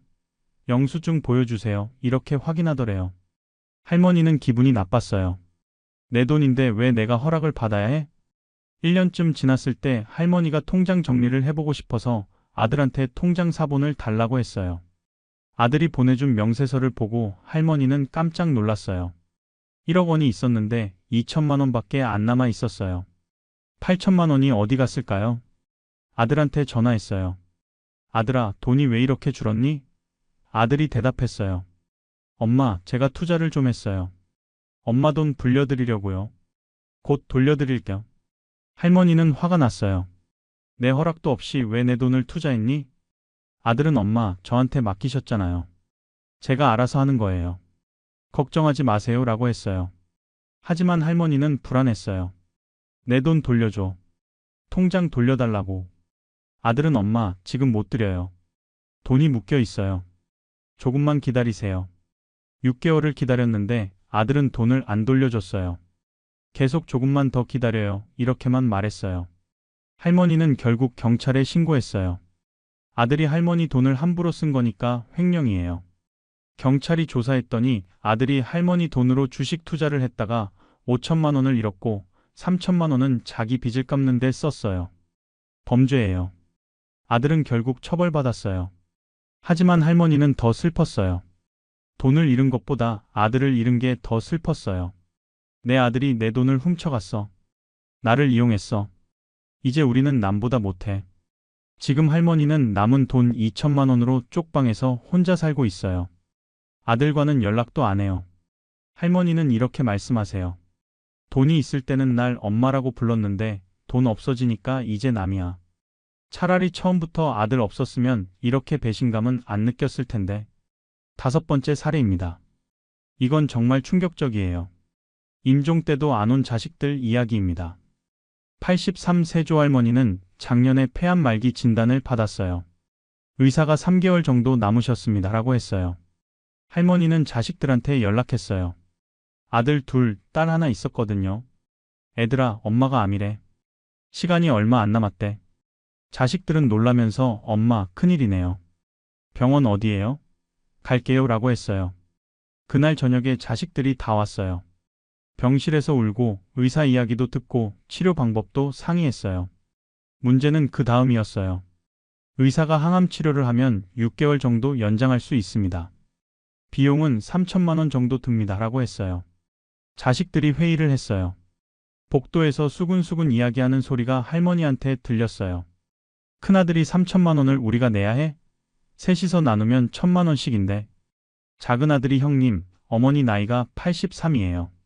항암 치료에서 6개월 연장하는 게 의미 있을까요? 딸이 오빠들, 그래도 우리 엄마인데. 했지만 목소리가 작았어요. 결국 자식들이 할머니한테 왔어요. 엄마, 의사가 그러는데 어머니 연세에 항암 치료는 너무 힘들대요. 그냥 편안하게 계시는 게 나을 것 같아요. 할머니는 알았어요. 돈이 아까워서 하는 말이라는 걸요. 할머니는 그래, 알겠다. 나도 항암 치료 안 할래. 그냥 편하게 있다가 갈게라고 했어요. 속으로는 울었지만 겉으로는 태연한 척했어요. 자식들은 며칠 동안 병원에 왔어요. 하지만 일주일쯤 지나니까 발걸음이 뜸해졌어요. 큰아들은 엄마, 제가 회사 일이 너무 바빠서요. 이번 주는 못 올 것 같아요. 작은아들도 저도 애들 학원 보내야 해서요. 딸은 시댁에 일이 있어서요. 할머니는 병원에서 혼자 시간을 보냈어요. 간병인을 쓸 돈도 없어서 혼자 있었어요. 화장실도 혼자 가고 밥도 혼자 먹고 아프면 혼자 참았어요. 한 달이 지났을 때 할머니 상태가 급격히 나빠졌어요. 의사가 자식들한테 연락했어요. 어머니 상태가 위독합니다. 빨리 오세요. 큰아들이 알겠습니다. 지금 갈게요 했는데 3시간이 지나도 안 왔어요. 간호사가 다시 전화했어요. 지금 안 오시면 임종 못 보실 수도 있어요. 큰아들이 제가 지금 회사에서 중요한 회의 중이거든요. 회의 끝나고 갈게요. 작은아들은 저는 지금 부산인데요. 기차 타고 가면 5시간 걸려요. 딸은 전화를 안 받았어요. 할머니는 그날 밤 혼자 숨을 거두셨어요. 임종 순간에 곁에 아무도 없었어요. 간호사만 있었어요. 간호사가 손을 잡아줬대요. 할머니의 마지막 말은 애들아, 미안하다. 였대요. 다음날 아침에 자식들이 왔어요. 할머니는 이미 영안실에 계셨어요. 자식들이 울었어요. 엄마, 우리가 못 와서 죄송해요. 엄마. 하지만 늦었죠. 장례식은 간소하게 치렀어요. 이틀장으로요. 비용 아끼려고요. 조문객도 별로 없었어요. 할머니가 생전에 가난해서 친구도 별로 없었거든요. 장례 끝나고 자식들이 할머니 집을 정리하러 갔어요. 거기서 일기장을 발견했어요. 할머니가 병원에서 쓴 일기였어요. 마지막 페이지에 이렇게 적혀 있었어요. 애들아, 엄마가 미안하다. 돈 없는 엄마라서 미안하다. 너희한테 짐이 돼서 미안하다. 너희가 안 오는 거 이해해. 너희도 살기 힘든 걸 알아. 그래도 마지막에 한 번만 봤으면 좋았을 텐데. 엄마 얼굴 한 번만 더 봤으면. 하지만 괜찮아. 엄마는 이해한다. 너희를 원망하지 않는다. 그냥 슬플 뿐이야. 엄마가 돈이 좀 있었다면, 너희한테 부담 안 됐다면 우리 관계가 달라졌을까? 모르겠다. 어쨌든 너희를 사랑한다. 남처럼 멀어졌지만 그래도 사랑한다. 자식들은 이 일기를 읽고 펑펑 울었어요. 하지만 이미 늦었어요. 할머니는 이미 가셨고 후회해도 소용없어요. 여러분, 이 5가지 사례 들으시면서 어떤 생각이 드셨나요? 충격적이죠? 슬프죠? 화도 나고요. 어떻게 자식이 그럴 수 있어? 하실 수도 있고 자식들도 힘들었겠다 하실 수도 있어요. 둘 다 맞아요. 자, 이제 친구 이야기로 넘어가겠습니다.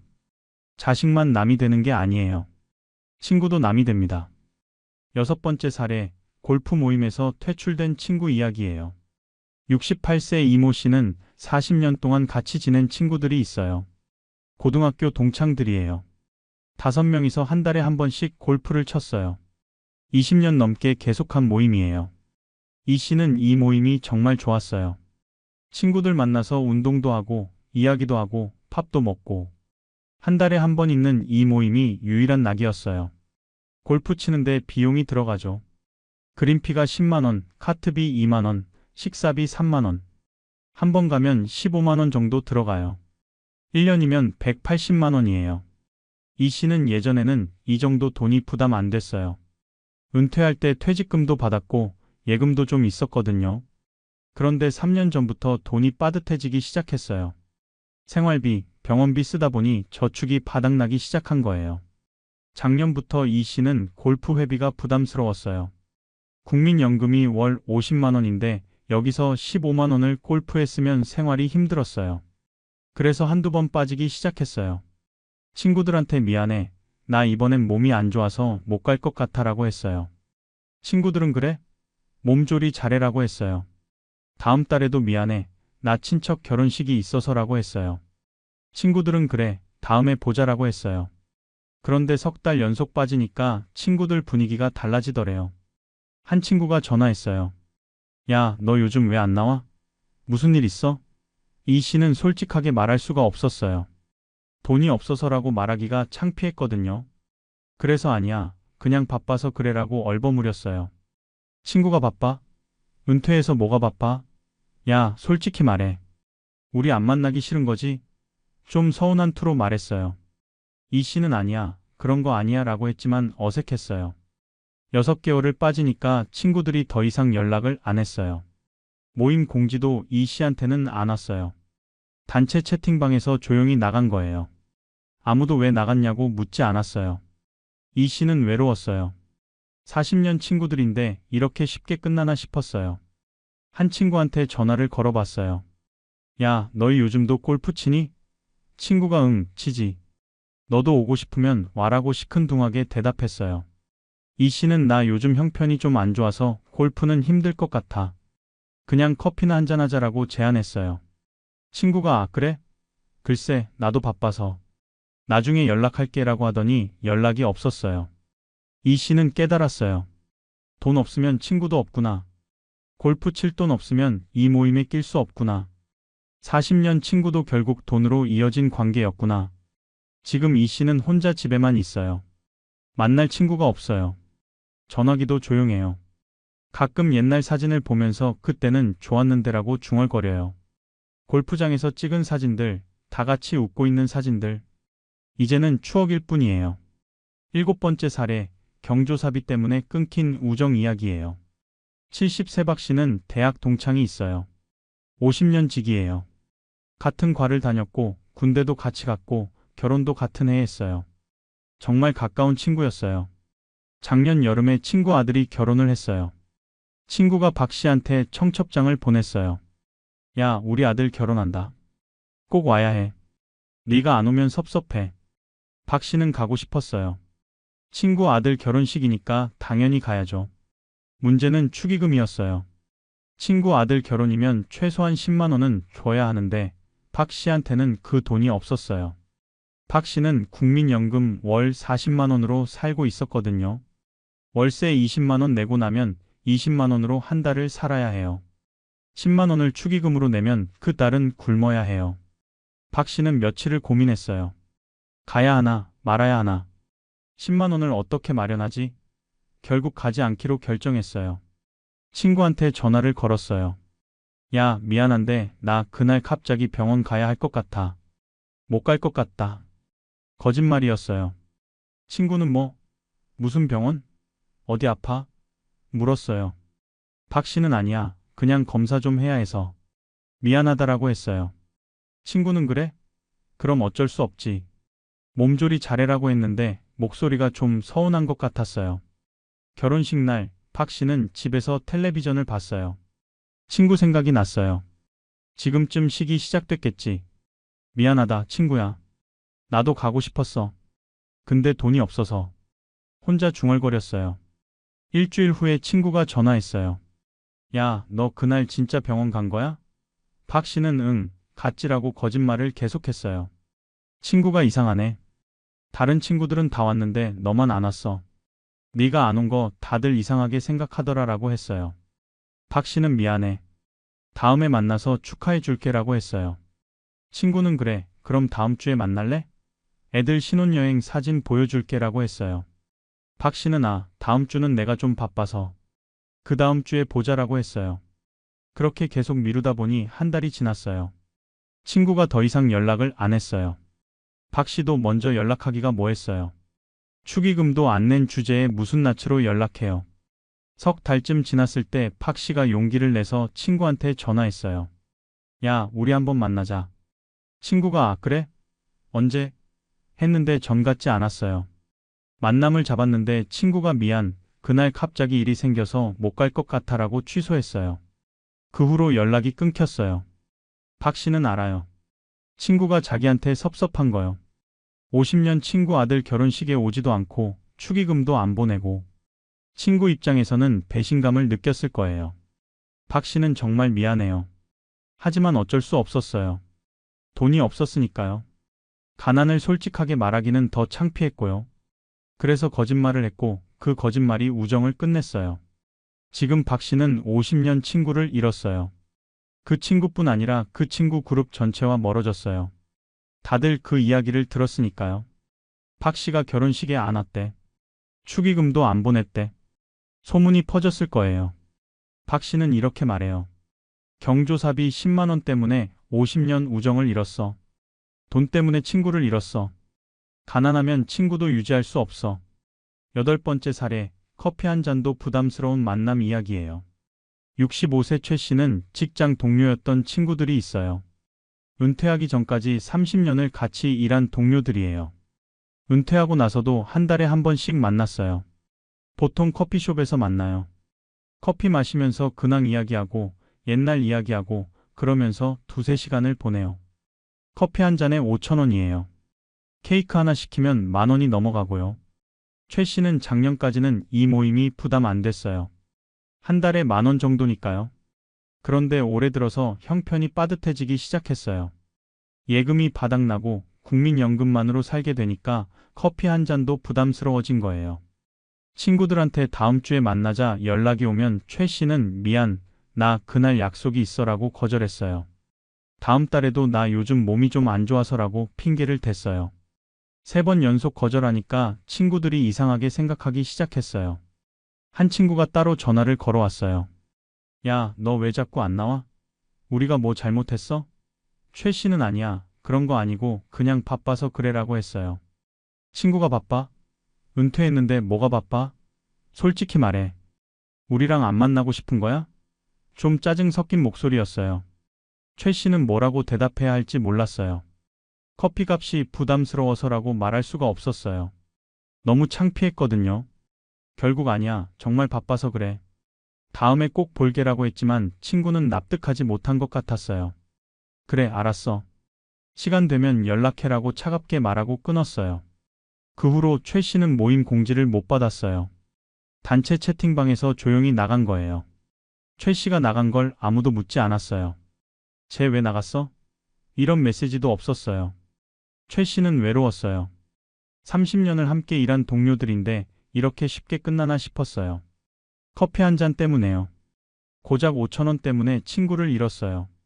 어느 날 길에서 그 친구 중 한 명을 우연히 만났어요. 오랜만이다. 반갑게 인사했어요. 친구도 그래. 오랜만이네 했는데 표정이 어색했어요. 요즘 어떻게 지내? 물었는데 그냥 그렇지 뭐. 나는 바빠서 먼저 갈게 하고 가버렸어요. 최 씨는 서 있었어요. 친구들이 날 외면하는구나. 내가 모임에 안 나가니까 나를 빼버린 거야. 가슴이 아팠어요. 지금 최 씨는 혼자예요. 만날 친구가 없어요. 가끔 옛날 단체 사진을 보면서 그리워해요. 그때는 좋았는데, 다 같이 웃고 떠들었는데, 이제는 다 남이야. 최 씨는 이렇게 말해요. 커피 한 잔, 5천 원이 안 부담스러운 사람들끼리만 친구할 수 있어. 돈 없으면 친구도 못 만나. 가난하면 친구 자격도 없어. 9번째 사례, 돈 빌려달라고 했다가 친구 잃은 이야기예요. 72세 한 씨는 50년 지기 친구가 있어요. 초등학교 때부터 같이 다닌 소꿉친구예요. 평생을 함께 지냈어요. 결혼식도 서로 줄에 서주고 자식들도 친하게 지내고 정말 가족 같은 친구였어요. 작년 겨울에 한 씨한테 급한 일이 생겼어요. 보일러가 고장나서 수리를 해야 하는데 300만 원이 필요했어요. 한 씨는 돈이 없었어요. 자식들한테는 말하기 싫었고 그래서 친구를 찾았어요. 야, 나 급한 일이 생겨서 그러는데 300만 원만 빌려줄 수 있겠니? 석 달 안에 꼭 갚을게. 부탁이야. 전화로 조심스럽게 말했어요. 친구가 잠깐 침묵하더니 300만 원? 갑자기? 물었어요. 한 씨는 보일러가 고장나서 급해. 겨울인데 난방이 안 돼서 얼어 죽겠어. 네가 아니면 부탁할 데가 없어라고 했어요. 친구가 한참을 말이 없더니 미안한데 나도 요즘 형편이 안 좋아서. 300만 원은 좀 큰 돈이잖아. 어렵겠다라고 했어요. 한 씨는 실망했어요. 그래? 그럼 100만 원만이라도. 했는데 친구가 야, 미안해. 나도 애들 대학 등록금 내야 하고 집 대출 이자도 내야 하고 정말 여유가 없어라고 했어요. 한 씨는 그래, 알았어. 미안하다라고 했어요. 전화를 끊고 나서 씁쓸했어요. 50년 친구인데 300만 원도 안 빌려주나. 며칠 후에 한 씨는 다른 방법으로 돈을 마련했어요. 적금을 깨서요. 보일러를 고쳤어요. 그런데 친구한테 서운함이 남았어요. 친구도 마찬가지였을 거예요. 돈 빌려달라는 부탁을 받으니까 부담스러웠겠죠. 다음 달에 친구가 야, 한번 만나자라고 연락했어요. 한 씨는 좋아라고 했는데 만남이 어색했어요. 서로 눈을 잘 못 마주쳤어요. 친구가 그때 미안했어. 빌려주고 싶었는데 진짜 형편이 안 돼서라고 변명했어요. 한 씨는 아니야, 괜찮아. 이해해라고 했지만 속으로는 서운했어요. 50년 친구면 300만 원 정도는 빌려줄 수 있는 거 아니야? 나라면 빌려줬을 텐데. 친구도 한 씨가 서운해하는 걸 느꼈을 거예요. 분위기가 이상했어요. 예전처럼 편하게 이야기가 안 나왔어요. 1시간쯤 있다가 나 먼저 갈게라고 자리에서 일어났어요. 그 후로 둘은 연락을 잘 안 했어요. 서로 불편했거든요. 한 씨는 돈 안 빌려준 친구라고 생각했고 친구는 나한테 돈 빌려달라고 한 친구라고 생각했어요. 관계가 변질된 거예요. 1년이 지난 지금 둘은 연락을 거의 안 해요. 명절에 잘 지내지? 문자 한 번 주고받는 게 전부예요. 50년 우정이 300만 원 때문에 끝났어요. 한 씨는 이렇게 말해요. 돈 빌려달라고 하는 순간 관계가 변해. 친구가 빌려줘도 불편하고 안 빌려줘도 불편해. 차라리 처음부터 말하지 말 걸 그랬어. 50년 친구를 잃느니. 10번째 사례, SNS에서만 보는 친구들 이야기예요. 68세 김 씨는 페이스북을 해요. 친구들이랑 연락하려고 1년 전에 시작했어요. 옛날 친구들을 찾아서 친구 신청했고 많은 친구들이 수락했어요. 50명 정도 되는 친구들이에요. 처음에는 좋았어요. 친구들 소식을 볼 수 있었거든요. 누가 여행 갔다, 누가 손주 생일 파티했다, 이런 사진들을 봤어요. 댓글도 달았어요. 와, 좋겠다. 손주 예쁘네. 그런데 시간이 지날수록 김 씨는 기분이 안 좋아졌어요. 친구들은 다들 여행도 자주 가고 맛집도 자주 가고 손주들한테 선물도 많이 사주고 즐겁게 사는 것 같았어요. 사진마다 행복해 보였어요. 반면에 김 씨는요? 집에만 있어요. 여행 갈 돈도 없고 맛집 갈 돈도 없고 손주 만날 면목도 없고 올릴 사진이 하나도 없어요. 친구들이 제주도 여행 사진을 올리면 김 씨는 부러워요. 나도 가고 싶은데. 하지만 비행기표 살 돈이 없어요. 친구들이 고급 식당 사진을 올리면 김 씨는 저녁에 라면을 끓여 먹으면서 봐요. 씁쓸해요. 어느 날 한 친구가 이번 주말에 다 같이 만나자라는 글을 올렸어요. 댓글이 달리기 시작했어요. 좋아. 어디서 만나? 나도 갈게. 김 씨는 댓글을 못 달았어요.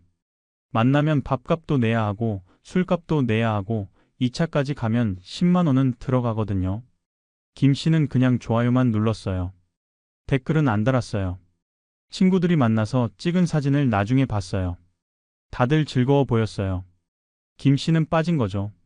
사진에서 자기만 없어요. 이런 일이 반복되니까 김 씨는 점점 SNS 보는 게 괴로워졌어요.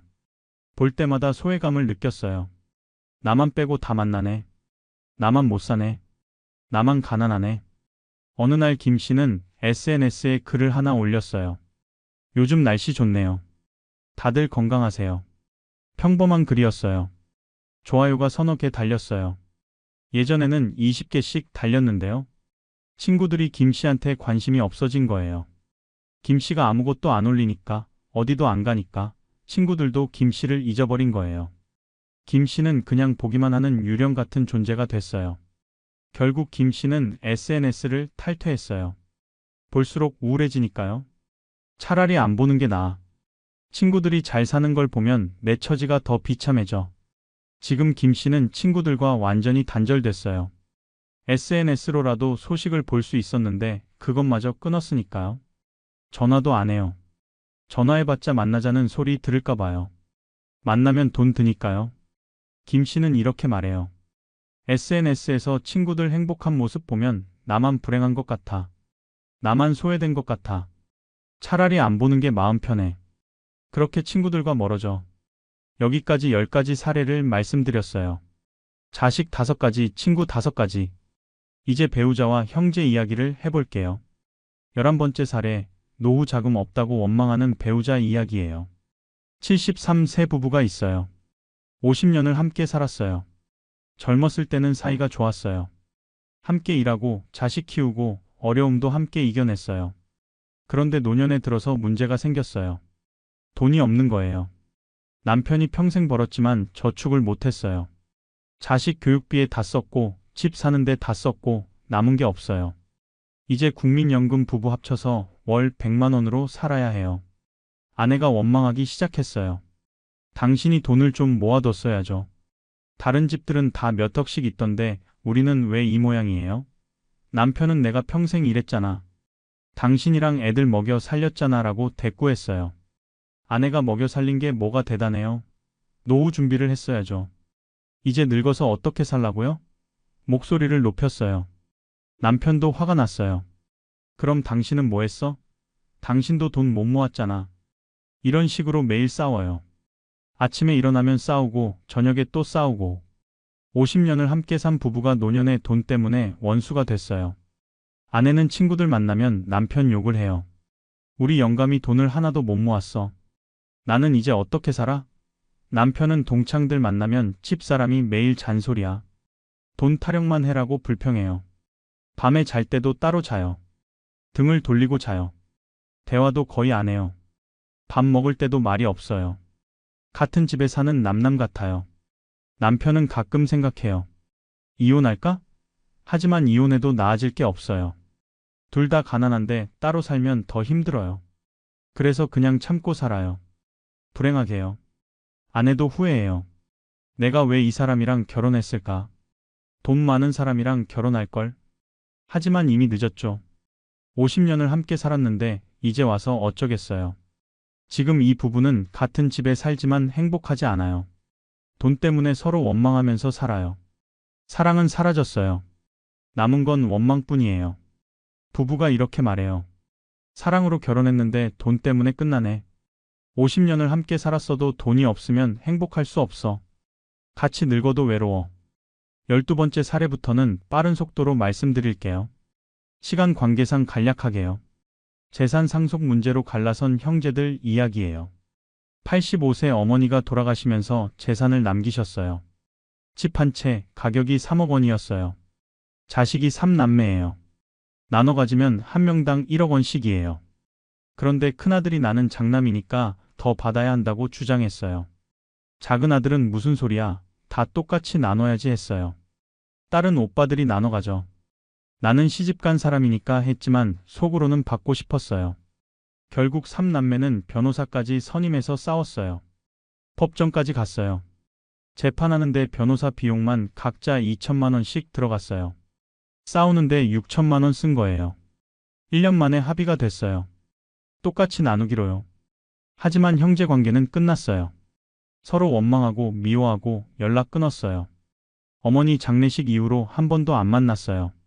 큰아들은 동생들이 나를 무시했어라고 하고, 작은 아들은 형이 욕심이 많아라고 하고, 딸은 오빠들이 나를 차별했어라고 해요. 각자 자기가 피해자라고 생각해요. 돈이 형제를 갈라놓은 거예요. 피를 나눈 형제가 재산 때문에 남이 됐어요. 13번째, 경제력 없는 형제는 무시당하는 이야기예요. 3형제가 있는데 큰형은 의사, 둘째는 사업가, 막내는 평범한 회사원이었어요. 은퇴 후에 큰형은 재산이 10억, 둘째는 5억, 막내는 1억도 안 돼요. 형제 모임을 하면 막내는 항상 무시당해요. 큰형이 우리 이번에 골프 여행 갈까? 제주도로 하면 둘째는 좋지. 하는데 막내는 말이 없어요. 돈이 없어서 못 간다고 말하기 창피하니까요. 식사할 때도 큰형이 항상 계산해요. 막내한테는 너는 됐어 해요. 배려하는 건지 무시하는 건지 모르겠어요. 막내는 기분이 나빠요. 내가 거지야? 나도 낼 수 있어. 하지만 실제로는 부담돼요. 형제 모임에서 막내 의견은 무시당해요.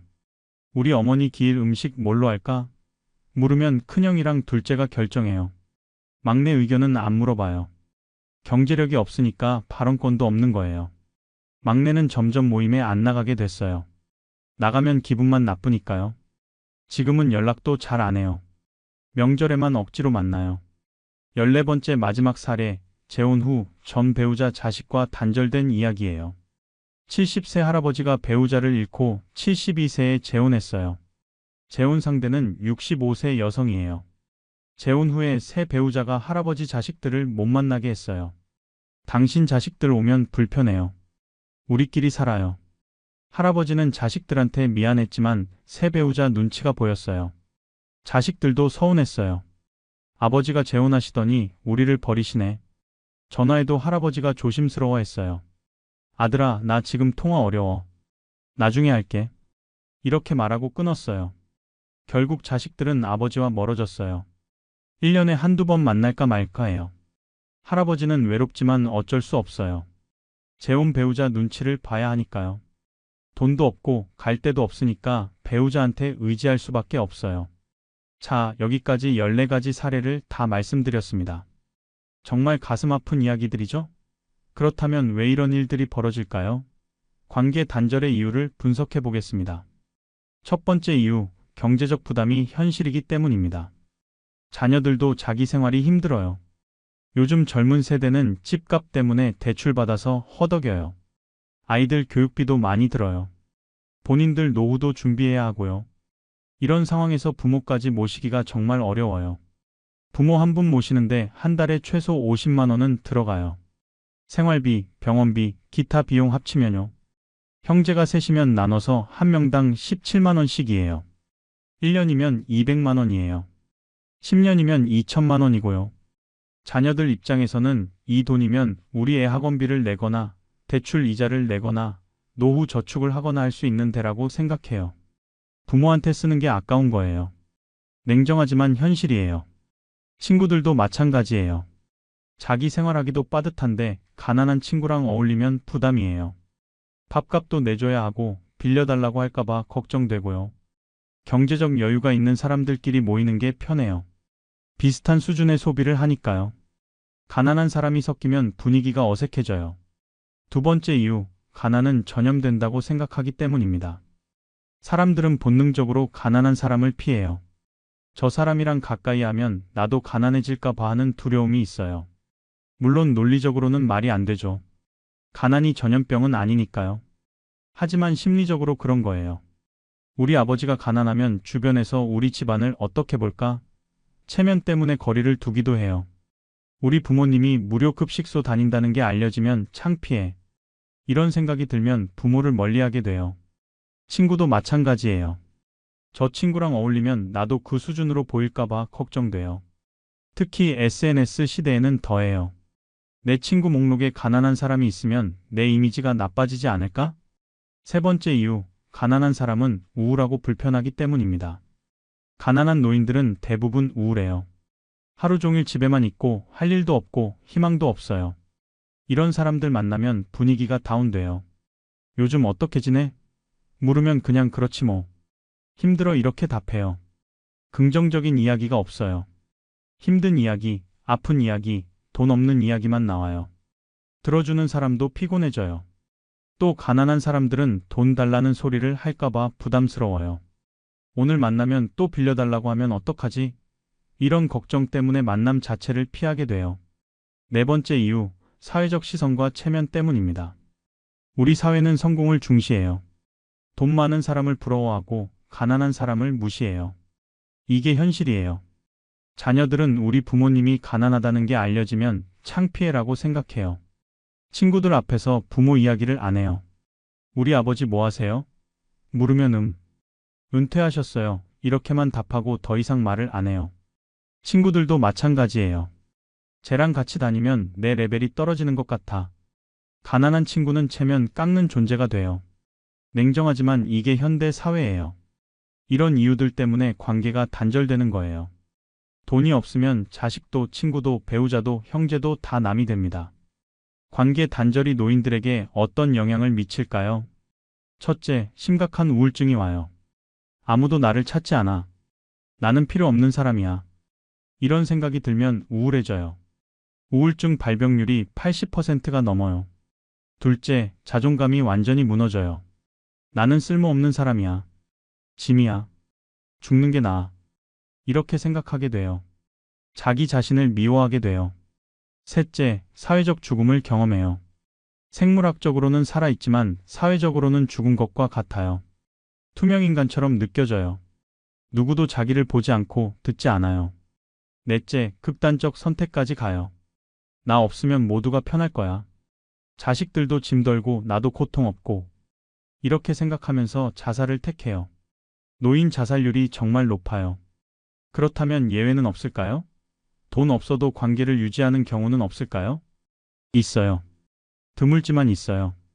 진짜 효자, 진짜 친구도 분명히 있어요. 어떤 아들은 매주 아버지를 찾아가요. 돈이 없어도 상관없어요. 아버지는 돈이 아니에요. 제 아버지예요. 이렇게 말하는 자식들도 있어요. 용돈도 드리고 함께 시간도 보내고 진심으로 모셔요. 어떤 친구는 돈 없는 친구를 계속 만나요. 야, 우리 우정이 돈 때문에 끊기면 안 되지. 밥값도 자기가 내고 돈 빌려달라고 해도 흔쾌히 빌려주고요. 이런 경우의 공통점이 뭘까요? 평소의 관계의 질이 달랐어요. 젊었을 때부터 진심으로 사랑하고 신뢰를 쌓고 서로 아껴왔어요. 돈으로 맺어진 관계가 아니라 진심으로 맺어진 관계였어요. 그래서 돈이 없어도 관계가 유지되는 거예요. 뿌린 대로 거두는 거예요. 젊었을 때 자식들한테 진심으로 사랑 주고 친구들한테 진심으로 대했으면 늙어서도 그 관계가 이어져요. 하지만 젊었을 때 돈으로만 관계를 유지했으면 늙어서 돈이 없을 때 관계도 끝나요. 그렇다면 우리는 어떻게 해야 할까요? 첫째, 관계를 지키고 싶다면 솔직해야 해요. 자식들한테, 친구들한테 내 상황을 정직하게 말하세요. 나 요즘 형편이 안 좋아. 도와줄 수는 없지만 이해해줘. 솔직하면 오히려 관계가 나아질 수 있어요. 둘째, 기대치를 낮추세요. 자식들이 나를 모셔야 해. 친구들이 나를 챙겨야 해. 이런 기대를 버리세요. 기대하면 실망하게 돼요. 기대 없이 지내면 마음이 편해져요. 셋째, 부담을 주지 마세요. 돈 빌려달라는 말, 도와달라는 말, 이런 거 하지 마세요.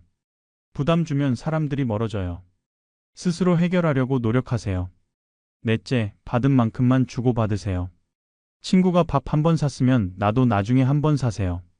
못 사면 솔직하게 말하고요. 일방적인 관계는 오래 못 가요. 다섯째, 감사를 표현하세요. 자식들이 조금이라도 챙겨주면 고맙다고 말하세요. 친구가 연락하면 반갑다고 하세요. 감사하는 사람 곁에 사람이 남아요. 혼자 살아가는 법도 배워야 해요. 첫째, 고독과 친해지세요. 혼자 있는 시간을 편하게 받아들이세요. 혼자서도 할 수 있는 일을 찾으세요. 책 읽기, 산책하기, 텔레비전 보기. 혼자여도 괜찮아요. 둘째, 복지관이나 경로당을 활용하세요. 거기 가면 비슷한 처지의 사람들이 많아요. 새로운 친구를 만들 수 있어요. 무료 프로그램도 많고요. 셋째, 자기 자신과 화해하세요. 나는 가난하지만 그래도 괜찮아. 나는 나대로 가치 있어. 자기 자신을 사랑하세요. 넷째, 혼자지만 외롭지 않게 사는 방법을 찾으세요. 작은 행복을 찾으세요. 공원에서 산책하기, 도서관 가기, 햇볕 쬐기. 돈 안 들이고도 할 수 있는 일이 많아요. 마지막으로 가장 중요한 메시지를 드리겠습니다. 돈이 관계를 결정하는 게 슬픈 현실이에요. 이상적으로는 사랑과 신뢰로 관계가 유지돼야 하는데 현실은 그렇지 않아요. 돈이 있어야 관계도 유지돼요. 이걸 인정해야 해요. 현실을 부정하면 더 힘들어요. 왜 내 자식이 이래? 왜 내 친구가 이래?